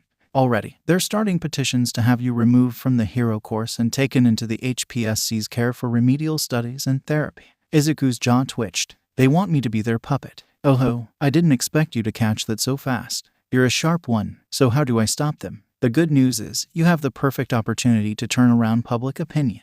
The sports festival is a couple weeks away, and a large enough live event that they won't be able to cover up or edit your actions there. So, am I supposed to win it or lose? Whichever you prefer, but the important thing is to put on a good show. Come up with what brand of hero you want to be and sell that image to the crowd. Do that well enough, and it'll make discrediting you much harder for the HPSC. Alright then. The bad news. The bad news is, the HPSC is citing the recent incident as reason not to trust you with their own sports festival, and they've strong-armed their way into managing the event and its security themselves, which means they'll arrange the event to make me look as bad as possible. Exactly. Do you have any idea what they're going to do, exactly? They'll have their own announcers, so expect them to paint you in a very unfavorable light. I managed to retain control over what events are selected, so at least they can't rig the matchups against you. Izuku thoughtfully nibbled on a pastry. This all seems too complicated. I just want to help people, then show that to the world in the sports festival. Nezu checked his computer and said, "You're more than welcome to return home if you're feeling unwell, but I have a feeling I'm good." Class started, right? That you would say that, Nezu finished. They're still in homeroom, so don't feel any need to rush. Izuku slammed his tea in one gulp, scooped up the rest of the pastries, and bolted out of the room. Nezu sighed and went back to sending a scathing email to the HPSC director. Ignoring shouts from Hound Dog not to run in the hallways, Izuku sprinted down the halls fast enough to leave skid marks. He flung the homeroom door open and looked around. Cool, you're all still in one piece. Sorry I'm late. The room's temperature dropped a few degrees, and for once it wasn't Todoroki's fault. Most of his classmates avoided his gaze, though Kirishima gave him a cheerful wave, while Bakugo glared at him with crossed arms. Izuku felt his appetite vanish as he took in the timid and wary glances of his classmates. He had expected a hero's return, expected them celebrating and congratulating him on a good fight. He tried to imagine what he did wrong, then realized it must have been the deaths, or the news. He had no idea what the news actually said, but was it so terrible they all decided to hate him for it? Have a seat and stop disrupting class, Aizawa scolded. I'd lecture you on making sure you fully recover, but I don't set a proper example. The bandages around his chest crinkled as he sat in his chair. Once Izuku took his seat, Yaoyorozu raised her hand. Excuse me, sir. I know we had already done our student council elections, which are final, Aizawa cut in firmly. Do not waste time. Like hell they are, Mina shouted. Are we really going to let him stay president after what he did? You all saw it. He punched that thing until it. She cut off, turning green around her cheeks, and she wasn't the only one. Izuku scratched his head, confused. Until I got rid of it. I don't understand. What did I do wrong? Zero snorted. You killed 20 people, and there's more in a coma. Would you rather that I let them kill you? Izuku asked. And kill our teachers? Aizawa's scarf cracked like a whip. Half the class flinched as the sound sliced through the argument. Enough. The ethics of killing villains will be a thoroughly discussed topic in your ethics classes. And while as students you are expected not to make that decision until you graduate and will face consequences for doing so. Midoriya made a judgment call that you had chose to accept due to the dire circumstances you all face. Whatever you hear from the HPSC, whatever you think of what you saw Izuku do, remember that, at minimum, saved my life and likely saved all of yours as well. Tsuyu raised a hand. What about the villains in the flood zone? He wasn't trying to kill them, and they died anyway. At that, Aizawa balked. None of you come here with a perfect understanding of your quirks and strength. Izuku would hardly be the first to have overestimated a villain's ability to survive an attack, nor will he be the last. Any one of you could just as easily kill someone by mistake. Aizawa stared down Todoroki and Bakugo as he said that. Izuku clenched his hands. He thought he had learned that control, back in the other world. Had he really lost control, or were the villains here far weaker than he was used to? Ida's hand shot up. Sir, I must insist, given the recent controversy, is Midoriya really the best suited to represent us? His behavior and attitude are far too violent for a proper hero. Why, he's almost as bad as Bakugo. Up yours, 4 eyes, Bakugo shot back. Enough, Aizawa snapped. You all made a decision, and now you have to live with the consequences. If you must, consider this a lesson in dealing with hostile press, as I guarantee you that, at some point in your careers, the same will happen to you. Make one mistake on the job, and the press will have a field day with it. They'll take a magnifying lens to your every action and criticize every decision you made. And in such cases, Ida cut in. Heroes are often called to retire should their actions be found too extreme. Shouldn't Midoriya face those same consequences? Aizawa tapped a finger on his desk. I see you won't be considering this rationally. Very well. A show of hands. How many of you wish for Izuku to no longer be class president? Izuku felt his heart sink as 12 hands rose at once. Tsuyu hesitated, meeting his gaze for a moment, and ultimately kept her hand down. Todoroki and Takoyami looked around with bored expressions, while Shoji and Sato gave him sympathetic looks. Aoyama looked as though he was debating with himself, but his hand also remained down. Kirishima had his arms crossed and gave Izuku a nod, while 𝗵𝘃𝗲 snorted and mumbled about all of them being cowards. This is a clear majority, Ida stated, which should be enough to see, Aizawa said. The flat, impassive tone made Ida back down. And of you, how many feel that I should expel Midoriya from this class? After a few seconds, half of the hands fell. Ida and Yaoyorozu were first to withdraw, and seeing them withdraw their hands, Jiro and Sato did the same. After a little longer, Achako's hand fell, followed by Ajiro's. Aizawa swung his gaze around the room, as if daring the holdouts to keep their hands up. Mineta held his hand firmly in the air and looked around as if trying to muster support, while Kaminari and Mina looked vaguely ashamed of themselves. Hagakura's expression was unreadable, and Kota hid his behind his upheld arm. Ryua's every action's not under extreme and unusual surveillance by the HPSC. The 5 of you with your hands still raised would be packing your things, and I would be telling the other 6 that they almost joined you. Mineta's jaw dropped, and Kaminari and Mina both quickly hid their hands under their desks. Ida stood and shouted out, "But sir, that's highly unfair. Midoriya's actions were clearly unheroic." And were they? Are you telling me that no hero has ever killed a villain? The class had no answer for that. In the silence, Todoroki said, "Endeavor kills multiple villains a week. He says it saves time and lives." Aizawa frowned darkly at that line. "I hope you don't share your father's opinion on the merits of killing villains for convenience's sake." Todoroki met him stare for stare. "I won't be anything like him." Aizawa nodded. "Good. But back to my original point. If each and every one of you were to become pro-heroes someday, I guarantee you that all of you, at some point, will kill a villain. Certain rescue teams and underground heroes specialized in surveillance and tracking can go their careers without any fatalities. But any limelight hero, fighting villains in public with numerous bystanders, will one day have a call to make when the villain decides those bystanders are an easier target." Aizawa let his capture scarf unfurl and stroked a section of it. "All Might's done it. Endeavor's done it. I and every teacher in this building has at least one kill under their belt. And when that time comes, if you're not ready to put that villain down, it will be a child, or a mother, or a husband, going home in a casket. If what Midoriya did made you feel too uncomfortable to stay near him, the door is right over there. You can either pay Hound Dog a visit, which I recommend for all of you, or you can tender your resignation to the principal." No one moved. Aizawa gave them a moment to change their minds before turning on a projector. "Back to my original topic, the sports festival. Compete, win, get recognition from pro-heroes. End of lecture." "But sir," Ida said, "you never covered the events, or how we get internships, or I would have had time for all that if you hadn't interrupted me." The bell rang, and Aizawa went to the door. Time for sparring practice. The moment they lined up in the gym,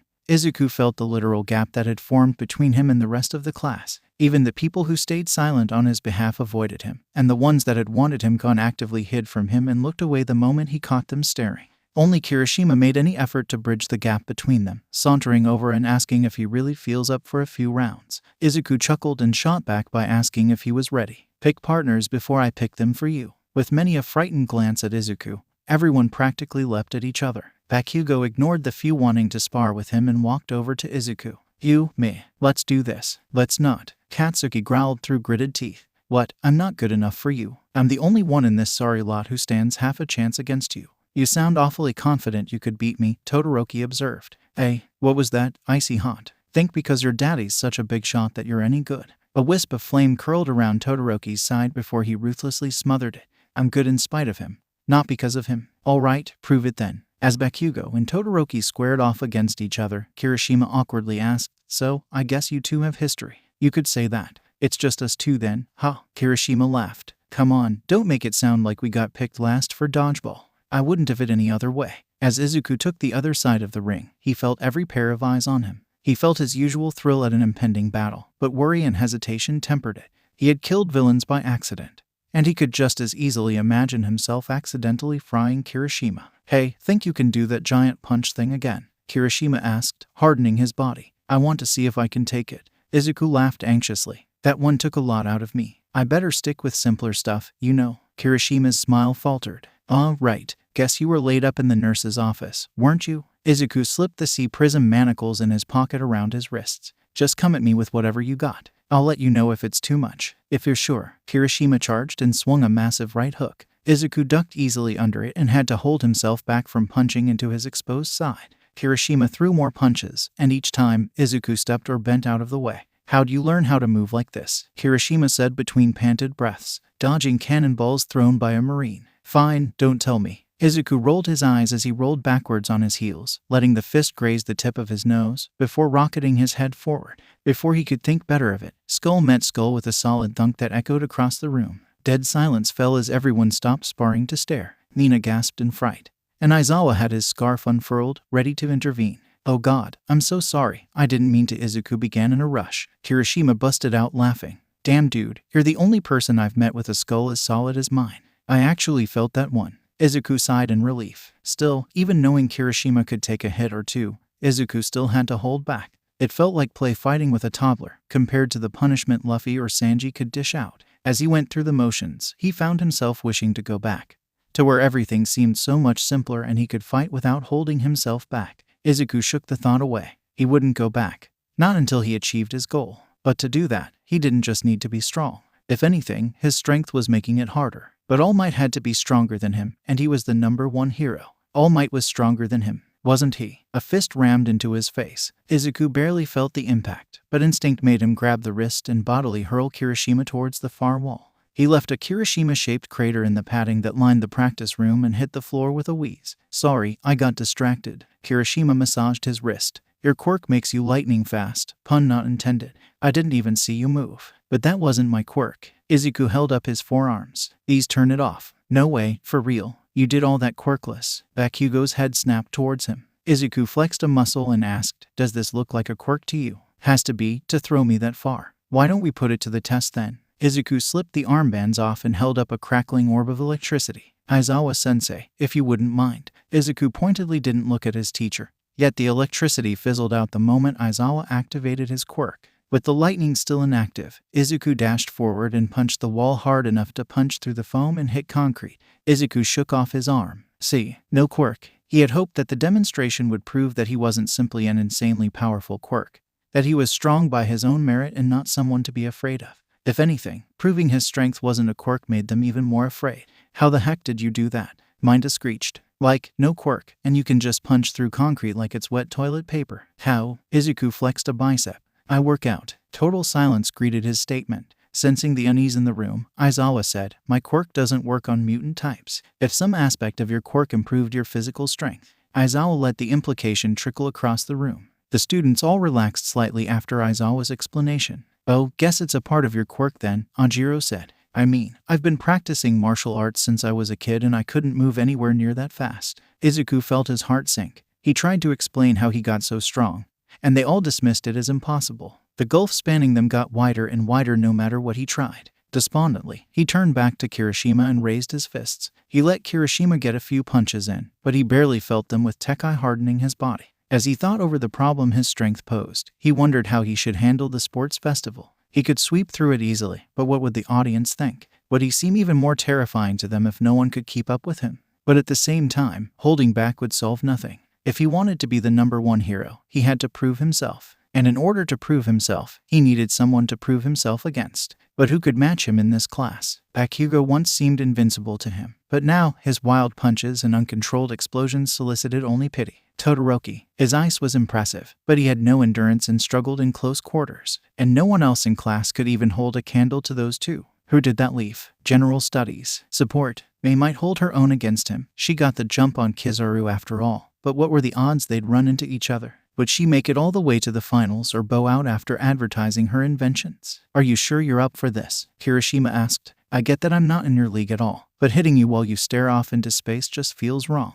Izuku snapped back to attention. He had no idea how long he had been staring there, muttering to himself. He chuckled awkwardly and said, sorry about that, just thinking. Again, about what happened in class. Izuku's lack of response was answer enough. Kirishima sighed. Mina and I went to primary school together. I don't think it was cool of her to, It's fine. I get it. I felt like Yua would be a fresh start. And people were actually liking me, but now. With a sigh, Izuku said, if only I could make someone else as strong as I am. It was like a light bulb went off in his head. He remembered Rayleigh's warnings about how dangerous it was, but surely someone in Ua could endure what he did. So, who had the most willpower? Bakugo came to mind first, but he ruthlessly shoved the thought aside. Todoroki was just as strong, but Izuku could tell with half an eye on his fight that he was holding back. That left the one other person with the guts to step into the ring against him. "Hey Kirishima," Izuku asked, voice low so no one else would hear. "Want to get as strong as I am?" "This isn't a good idea," Mei said without looking up from the gauntlet she was tinkering with. "Feels weird with you saying that," Izuku quipped. "I'll rinse my mouth out after this. It's still a bad idea. It'll be fine. It worked out great for me, and I was far weaker than Kirishima when I did it." While waiting for Kirishima to arrive, Izuku sampled Ua's exercise equipment. He had no idea how to use the more complicated machines, but they had a dumbbell and barbell collection that would have made Zoro greener with envy. Izuku could barely even lift the heaviest ones, with weights measured in fractions of tons. And you needed Crocus to fix you up afterwards. "How well do you think the school nurse will take it if you show up with Kirishima dying in your arms?" Izuku shuddered when he imagined Recovery Girl's reaction. He could feel the old woman's cane smacking his skull like a pinata. "It's not like it'll be that bad. He'll just need food and bed rest." Mei slotted a dial into the gauntlet. When she slipped her arm inside, the metallic fingers curled, and a wisp of flame trailed around her fingertips. "We don't even know how it works. What if it doesn't work in this world? Then we could always take Kirishima there. Can't be anything more than the air and the food that makes it work." "Well, you should at least let your teacher know you're doing this." "I let Aizawa know we were using the gym," Izuku said nervously. "And did you maybe mention to him you were planning to work Kirishima down to his literal bones?" Izuku experimented with warping his body as he lifted the weight. Though his arms stretched out to noodle-like proportions, the dumbbell remained steady in the air. "Look, when I showed that my strength didn't come from a quirk, he freaked out about it and covered it up. If I said I was doing the same thing for someone else, he would probably stop it from happening, which would probably be for the best." "What do you have against Kirishima?" "Nothing. I'm glad you didn't try to do this with Bakugo. If you picked him, we wouldn't be having this conversation right now. I'd be talking to your homeroom teacher instead." Izuku flinched, and a dumbbell nearly slipped from his hand. While he strained to keep it under control, Mei shrugged off her gauntlet and set it on the bench beside her. "I don't think it's bad you want to help your classmates get stronger. I just think you're not thinking this through and doing this too quickly. That's rich coming from you. Remember those rocket-powered roller blades?" "I remember. You told me they weren't a bad idea, but you didn't stop me from doing it anyways." "I'm doing the same thing." With a twinkle in her eye, Mei added, "And what do you think it says that I still want to make rocket-powered rollerblades and yet think this clandestine training montage is a bad idea?" Her quip made Izuku hesitate. He wasn't blind to the risks, and he could already imagine all the ways trying to toughen up Kirishima could go horribly wrong. And yet, "I'm tired of everyone being afraid of me. I thought people would finally like me, but after the USJ, Mei, they tried to vote me out of the class. It's only been a couple days. They'll settle down once the news blows over. Then there's the sports festival." Izuku set the dumbbells down and took a seat next to Mei. "Wana is supposed to be the strongest class, and I don't even need the Rokushiki to beat most of them, let alone this." Sparks danced between his fingers, illuminating his face with flickering green light. "Then there's the HPSC, planning to use the event to make me look like a villain and stop me from becoming a hero. Either I hold myself back and look like an asshole for toying with them, or I go all out and get called a brute for stomping them into the dirt. But if there's someone else as strong as I am, someone who can hold their own against me, then I can go all out without worrying. And if anyone can take it, it's Kirishima. Have you talked with your teachers about this? They might have a better idea of how to handle it. Nezu's the one that told me all about the whole HSPC thing. If he didn't have any better ideas about it, why would one of the teachers?" Mei shrugged. "Just wanted to make sure you thought this through." "Well, I'll be here if something goes wrong." She held out a dial. "Juice this up for me, would you?" Izuku flicked a jolt of lightning into the shell. Mei hit the button, and the open end crackled with sparks. "Whoa," Kirishima said. "Did you just turn that seashell into a taser?" "They're dials," Izuku said. Their Mei elbowed him in the ribcage. Izuku winced and rubbed the spot. "A specialty of Mei's," Izuku amended. "Sweet. Are you planning on using those for the sports festival?" Mei gave Izuku a glance. "Nah, this is just a side project. I already have my best babies lined up for the festival." "I see." Kirishima cracked his knuckles and said, "So, how does this thing work? Some sort of ancient kung fu secrets? Teaching me the secrets of the universe. You push your limits until you bleed. Then you keep going." "I don't know if that sounds super manly or super horrifying." "Not too late to back out," Mei called out. Kirishima gave a broad grin and said, "Back down from a challenge? Never." Izuku hefted one of the barbell weights and spun it on his palm. "You need to be absolutely certain about this," he said, voice cold as the iron dancing on his hand. "You need to give this everything you have. You need to keep pushing on even as every fiber of your body screams at you to stop. You'll feel your muscles tear, your bones crack, your heart fluttering in your chest, just another step away from giving it out. And you'll need to take that step, and another. Can you do that? For a fraction of a second, hesitation flashed across Kirishima's face. Then his resolve hardened, along with his face, and he shouted out, "You bet. I won't let anything stop me from being the manliest hero possible." Izuku crushed the doubt fluttering in his chest. "Then let's get started. We don't have any cannonballs around here, but I saw a video that gave me an idea." The idea in question involved putting barbell weights around Kirishima's arms and legs, until he resembled a tubular metal golem. Kirishima sagged with his own weight and iron weighing down his limbs. "Man, this is almost as much as I bench. You're not gonna make me run in this, are you? Just walk from one end of the room to the next." He handed Kirishima a Sharpie and said, "Make a mark every time you make it to a wall." Kirishima nodded resolutely, but his hand struggled to raise high enough to take it. Then he plodded off, making clanking noises with each step. While Kirishima trudged through his first lap, Izuku went back to lifting his own weights. "Do you think I put on enough weight?" Izuku asked. "I think we could fit another set above his knees. Maybe make sure what he's got won't break his kneecaps first." Kirishima raised a trembling arm and made a squiggly line on the wall. "How many of these do I gotta do?" "You'll know when you're done," Izuku said. Mei shook her head. If this was working, he wouldn't have asked. He just has to get into the zone first. It'll happen. For all that Izuku feigned nonchalance and confidence, every fiber of his being felt wired with anxious energy. Even as he curled with one arm and paged through a book with the other, he kept one eye on every ponderous step Kirishima took. His ears caught every clank and scrape of metal,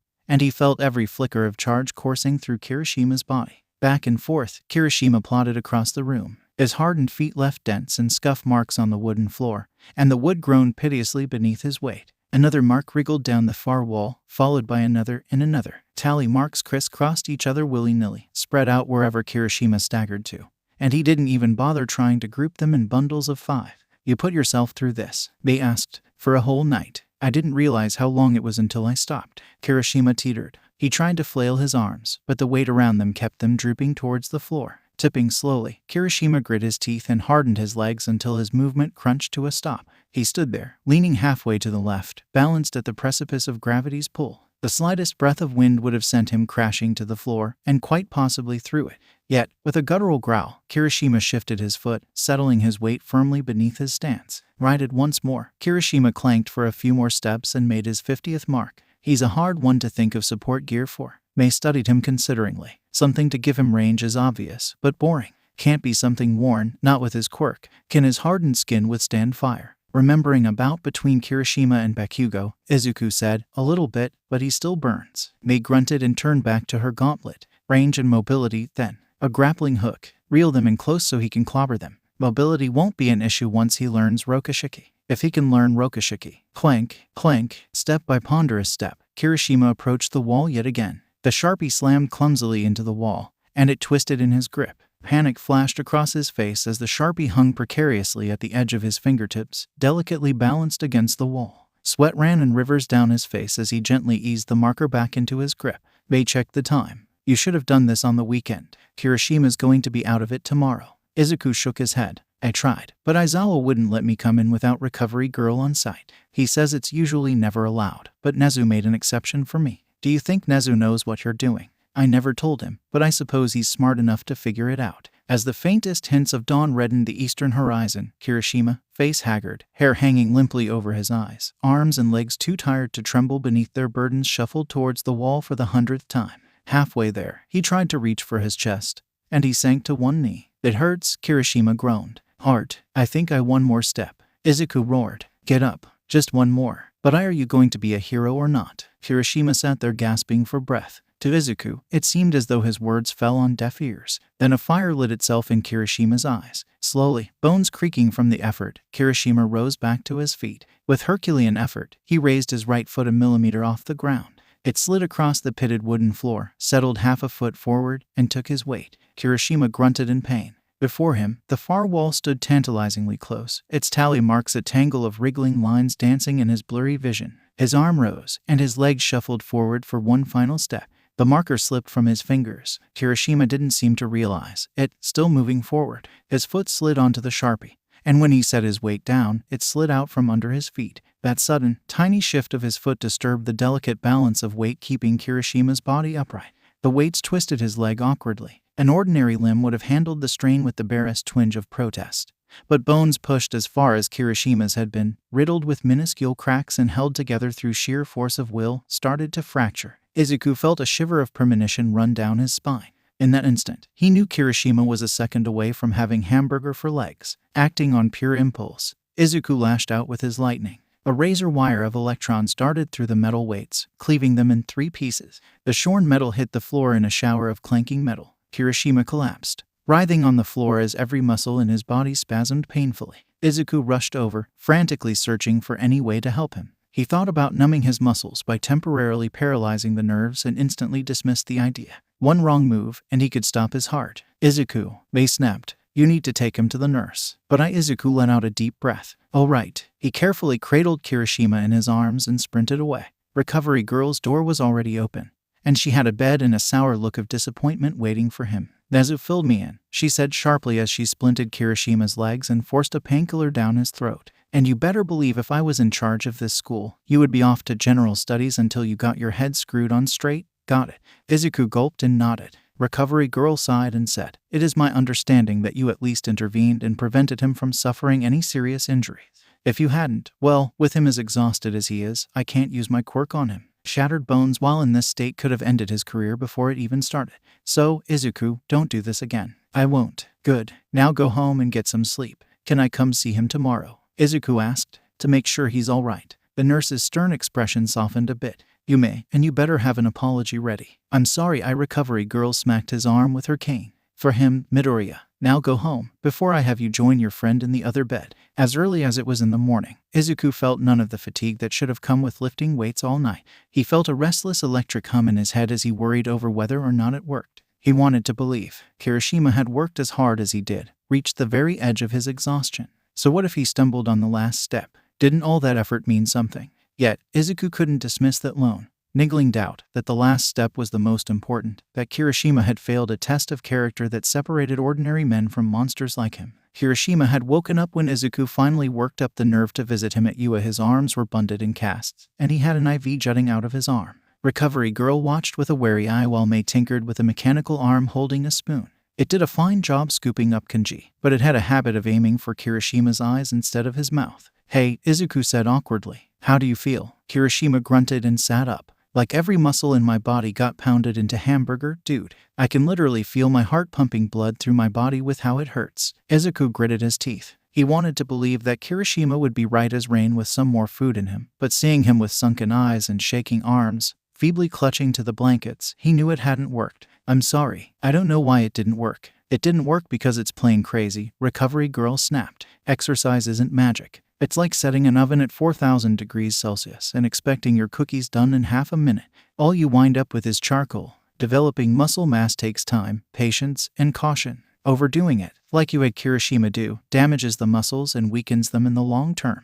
Izuku gulped. "Is he? He will be fine. Perhaps not completely right as rain for the sports festival, but I'll do my best. But he will be missing out on a few days of class, and I think it's only fair that you take notes for him." Izuku nodded. "Is there anything else I can do? Unless you have some miracle cure stashed away?" "No." When Izuku started thinking about it, Recovery Girl glared at him and said, "That was not an invitation to try another harebrained scheme of yours. Give him so much as a sliver of an aspirin tablet without consulting me and I will have you scrub this entire campus top to bottom until I can see my reflection in every surface. You hear me?" "I understand, but I might have an idea denied." "Midoriya, you have helped quite enough. As the primary care physician for all students of this school, I cannot allow any treatment plan that lacks the approval of the National Medical Board." Looking up at the ceiling, she said loudly, "Even if Nezu asked me to." "You know," Kirishima said, "I kinda want to hear what he listening to his ideas got you into that bed." Midoriya acted with the best of intentions, or so I believe, but that doesn't change the results. "I hope this teaches you to think a little more critically of other people's ideas, right?" Kirishima nodded and settled back into bed. Once she got him another dose of painkiller, she ushered Midoriya out of the room and tapped his shoulder when he turned to leave.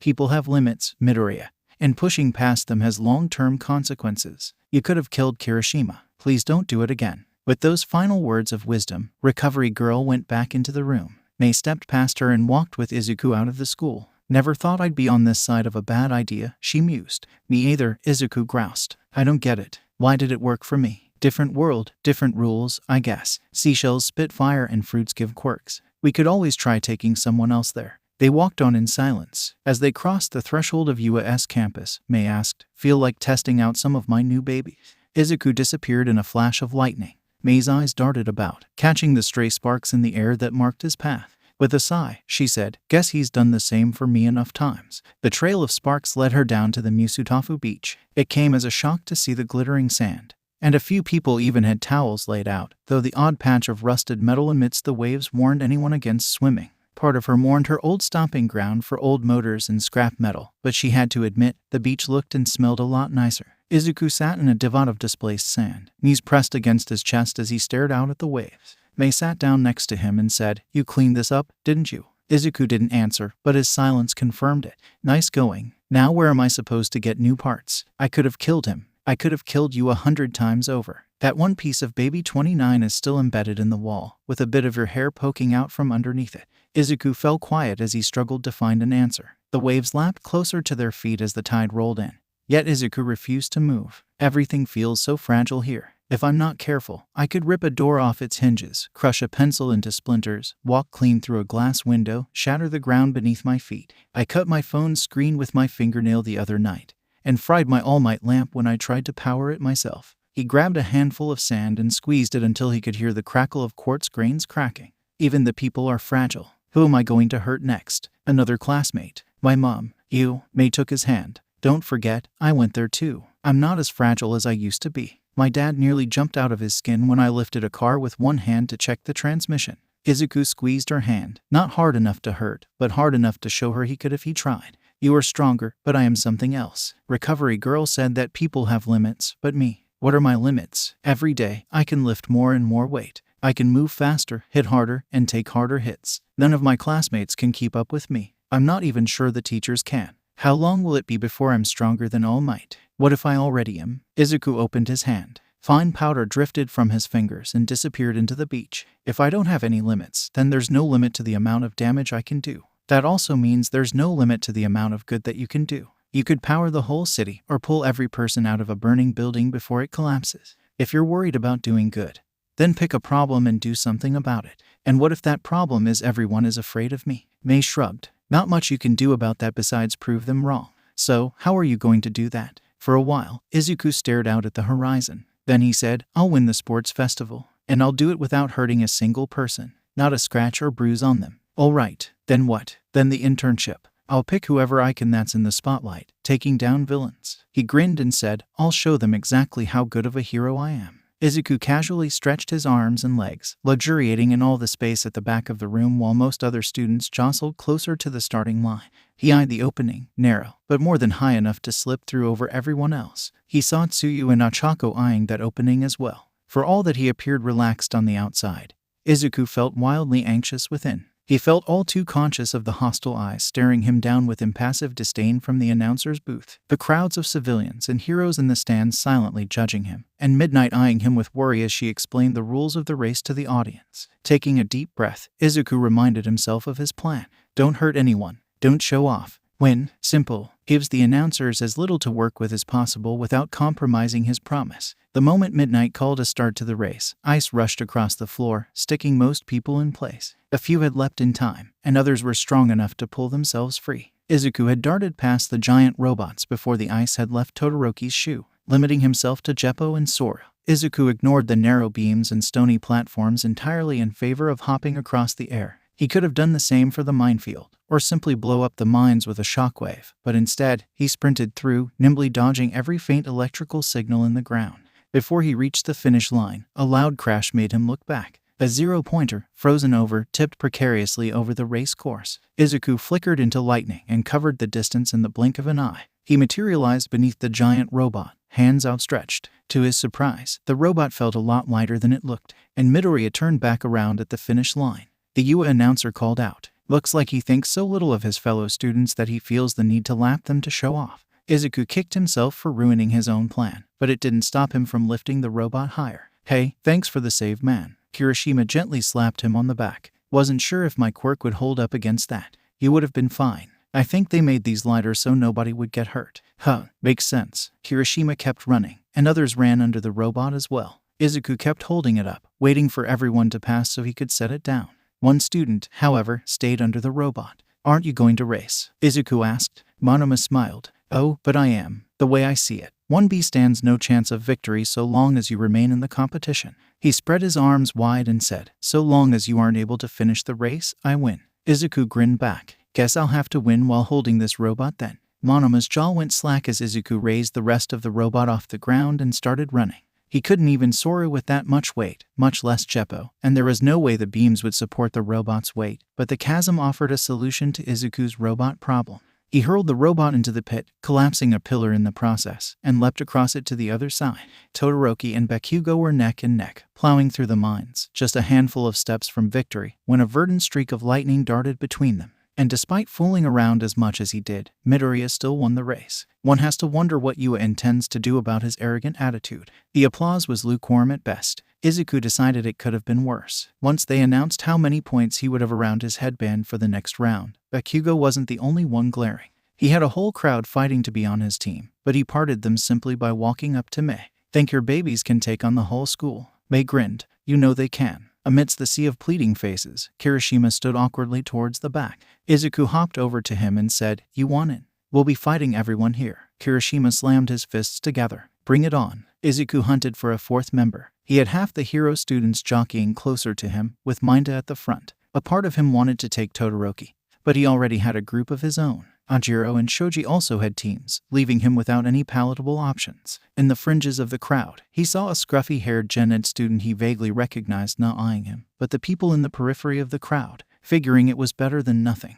Izuku 𝗃𝗀ed by his side and said, "I need a fourth person. You want in?" ♀♀ narrowed his eyes. "What, taking pity on the general course nobody? If I wanted a pity case on my team, I'd take Minta. You had a plan, and it didn't involve me." It caught my eye. After a moment's thought, ♀♀ said, "If it gets me a shot at the hero course, I'll take it." "Then welcome aboard." As the teams assembled, 𝗵𝘃𝗀 and Todoroki eyed the 1,000,000 points hungrily, but the rest of the teams pointedly ignored him. Izuku shook his head. If they lacked the ambition to go for first prize, he'd have to give them more incentive. Once the round began, Izuku blurred away. The other teams stopped short, their riders suddenly shouting out. As they turned and looked around, Izuku held every single headband aloft for everyone to see. "You want a headband?" Izuku called out. His voice boomed across the stadium like a clap of thunder. He raised 1 foot high and slammed it into the ground, burying it ankle deep in the stone. He did the same with his other foot and shouted, "Then come and get it." Kirishima did the same with his hardened feet. He didn't quite bury them, but the message came through clearly. Mei's backpack jammed metal poles into the ground, anchoring her as well. As Izuku placed the bundle of headband atop ♀♀'s brow, the general course student sighed. "Well, can't complain I won't get enough attention. And would you look at that?" The announcer shouted. Midoriya isn't content with his 1,000,000 points, he wants all of them. But it seems like he bit off more than he could chew. The crowd seemed hesitant, unsure whether to cheer or to boo. The stadium hung in silence, every group eyeing the mountain of headbands guarded by Midoriya, yet none willing to make the first move. 𝗵𝘃𝗀's explosions broke the silence. He came charging through the air, screaming at the top of his lungs. Mei unsheathed her iron-cloud sword, modified from their winnings in Skypiea. Gray vapor billowed at the end of the hilt and formed a long, flat club. Mei flicked her wrist, and the cloud batted 𝗵𝘃𝗀 back at his teammates like a giant tennis racket. Ice barreled towards Kirishima. Izuku lashed out with his lightning, and the two elements clashed on the ground. Ice shattered into a fine powder, and the electricity kept rushing forward. Kaminari blocked the attack with his own electricity, shorting himself out in the process. Kirishima struggled as vines wrapped around his feet. "A little help here," he shouted. Mei threw him a dial. Fire shot from the end, torching the vines while only leaving scorch marks on his hardened skin. Kirishima flicked the device forward, and a tongue of flame halted Tsuyu's own tongue in its tracks. 2 horns soared overhead, darting for the headbands. Izuku batted them aside with lightning, and Pony yelped when she felt the shock. Manga's kanji got blasted apart when Mei pulled out a miniature railgun, and Kirishima held his ground against a combined barrage of scales and blades. ♀♀ ducked as fire and shadows leapt for him. "Can't exactly use my quirk like this, and that is." ♀♀ hesitated, unwilling to reveal his secret. In his distraction, Dark Shadow grabbed a headband and snuck back to Takoyami. "I got it." The phantom quirk crowed. "Let's book it before they figure out I took to the sentient quirk." Froze when it saw the number, with significantly fewer digits than it thought. "But I thought Izuku met the quirk's eyes as he passed the 1,000,000-point headband back to Minta, and he winked." The cavalry battle devolved into a sluggish melee as all the competing teams either chased after Takoyami's group or hounded closer to Izuku's group, scenting blood in the water with that first loss of a headband. so you had better luck sneaking her tongue past Izuku a second time. But otherwise, between Mei's gadgets, Kirishima's stalwart defense, and Izuku's flickers of lightning, no one else came close. As the last remaining seconds ticked by, a massive explosion rocked the stadium.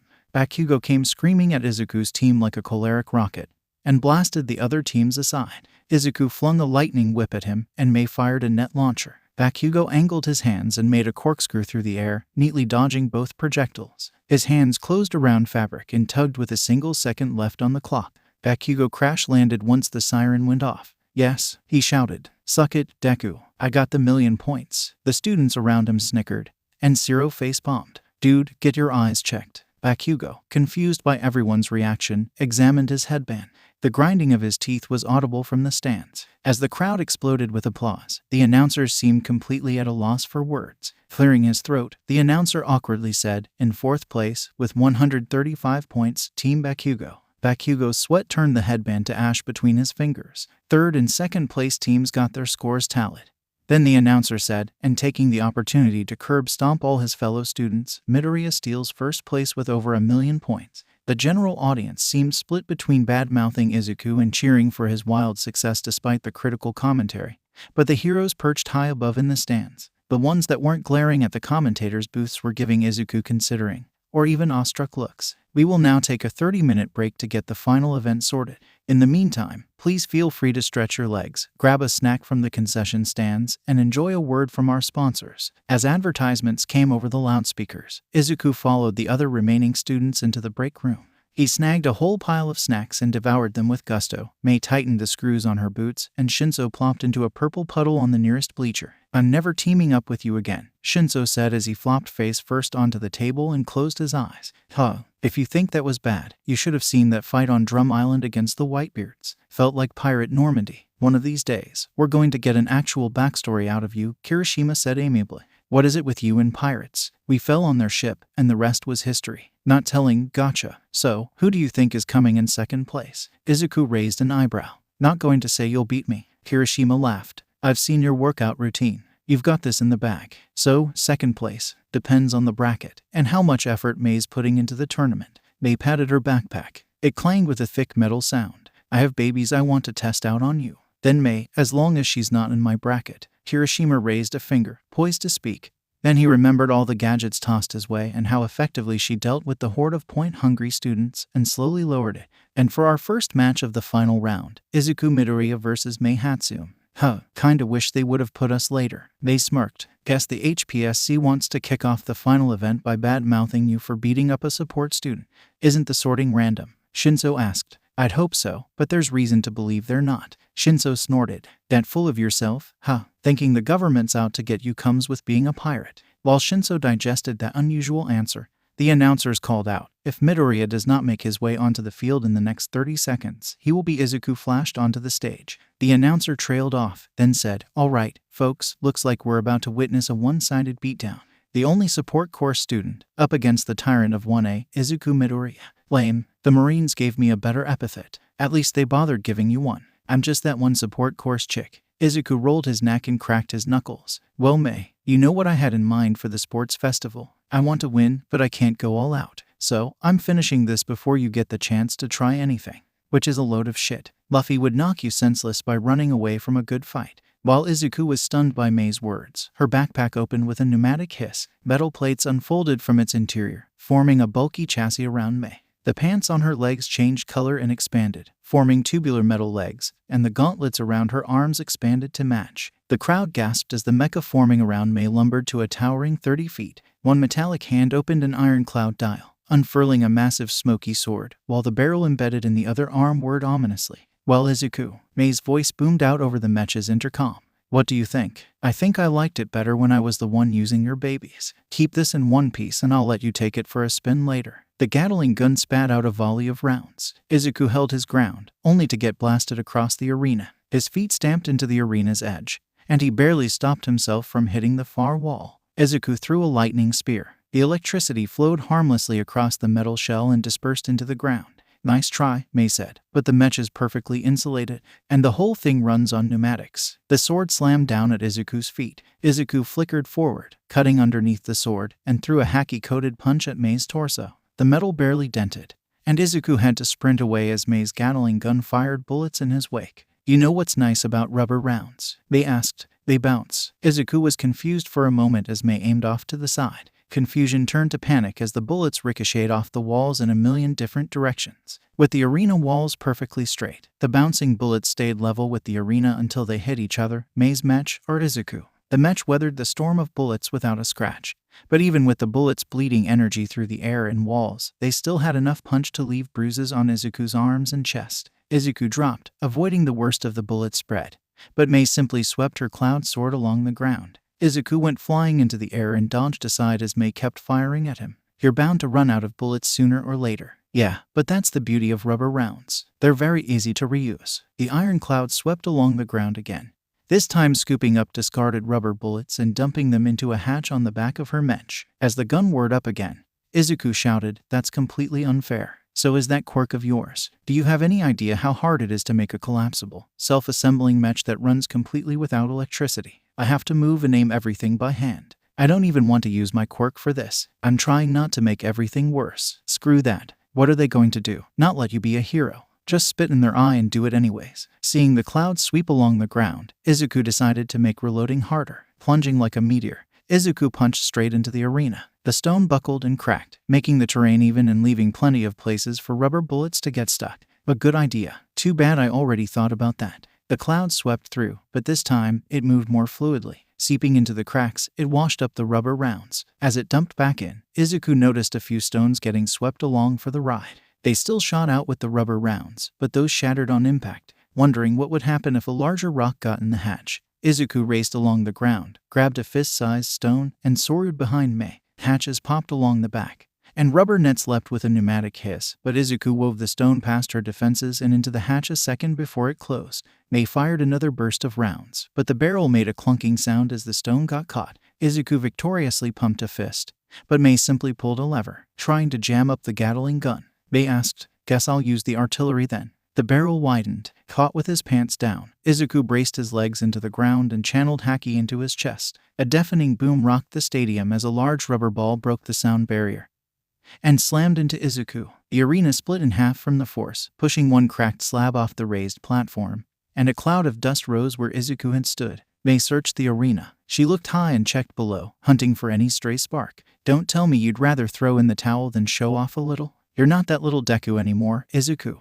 You didn't let the world government bully you around, so why let some stupid little hero management paper pushers make you hide? I promised you the finest support gear, and you promised to be the #1 hero. Don't you chicken out now that we made it back." "Did she do it?" the announcer asked, incredulous. "I don't see him." A blow rocked her 𝗵𝐻. 𝗵𝐻 turned. Her right leg buckled from a blow to the joint, and another punch sent her 𝗵𝐻 kneeling. "What's going on? Can he turn invisible too?" Over in the stands, Hagakure shouted, "He better not." 𝗵𝐻 grinned as she saw a stray green spark dance across her metallic arm. "That's more like it." Firing up the one electronic device she had, 𝗵𝐻 sent out an EMP. It fried a few cell phones in the audience, but it also forced Izuku out of her 𝗵𝐻. Scrambling to his feet, Izuku leapt away as the ground around him was peppered with rubber munitions. The sword swept down in his path, carving a huge gash into the arena floor. Izuku darted under its edge like a batter stealing home base, then turned and punched the 𝗵𝐻's wrist. The mechanical arm buckled under the first blow, the metal warping and cracking along its joints. The other arm, still tracking Izuku's position, fired an artillery round right into the arm's joint. The arm blew off in a shower of metal shrapnel and torn rubber. Using the shrapnel for cover, Izuku leapt through the air. He raised 1 foot high into the air, and he kicked down with the other, propelling himself beyond terminal velocity. "Thanks, 𝗵𝐻. I think you're right about not hiding, but even this can't make me go all out." Bolt kick. With a clap of thunder, Izuku's Haki-coated leg slammed into the 𝗵𝐻's left shoulder. The arm remained intact, but the rhythmic purring of the gun's barrel guttered to a stop as the pinched tubing jammed its internal component.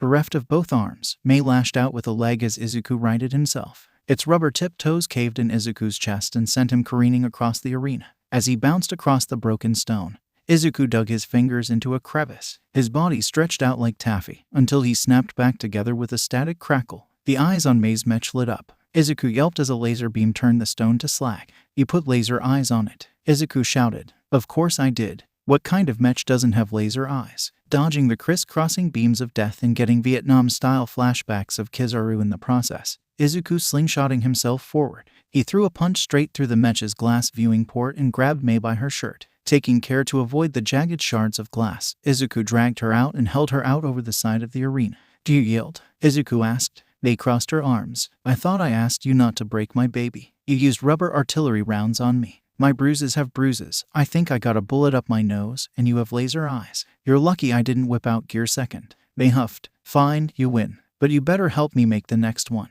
Mei dusted herself off, turned her mech to slag with a quick flash of fire from a flame dial, and walked off before Midnight or the UA announcers could say a word. Midnight shook soot off her costume, combed a rubber bullet out of her hair, and shouted, "Izuku Midoriya wins the first match." Shocked out of their stupor, the announcers said, "Okay, I have to be honest, that was awesome. Let's hope the rest of the tournament can match that." The next round proved a disappointment for all involved. ◵ heckled Ojiro, saying he only got in because Izuku took pity on him, and when Ojiro shouted the same went for him, ◵ ordered him out. The crowd gasped at Todoroki's sudden iceberg. But even that spectacle paled before the giant robot fight. The other fights would have drawn attention on any other year, but a giant mech and an iceberg proved tough acts to follow. The crowd got another splash of excitement when Todoroki entombed Izuku in an even bigger iceberg.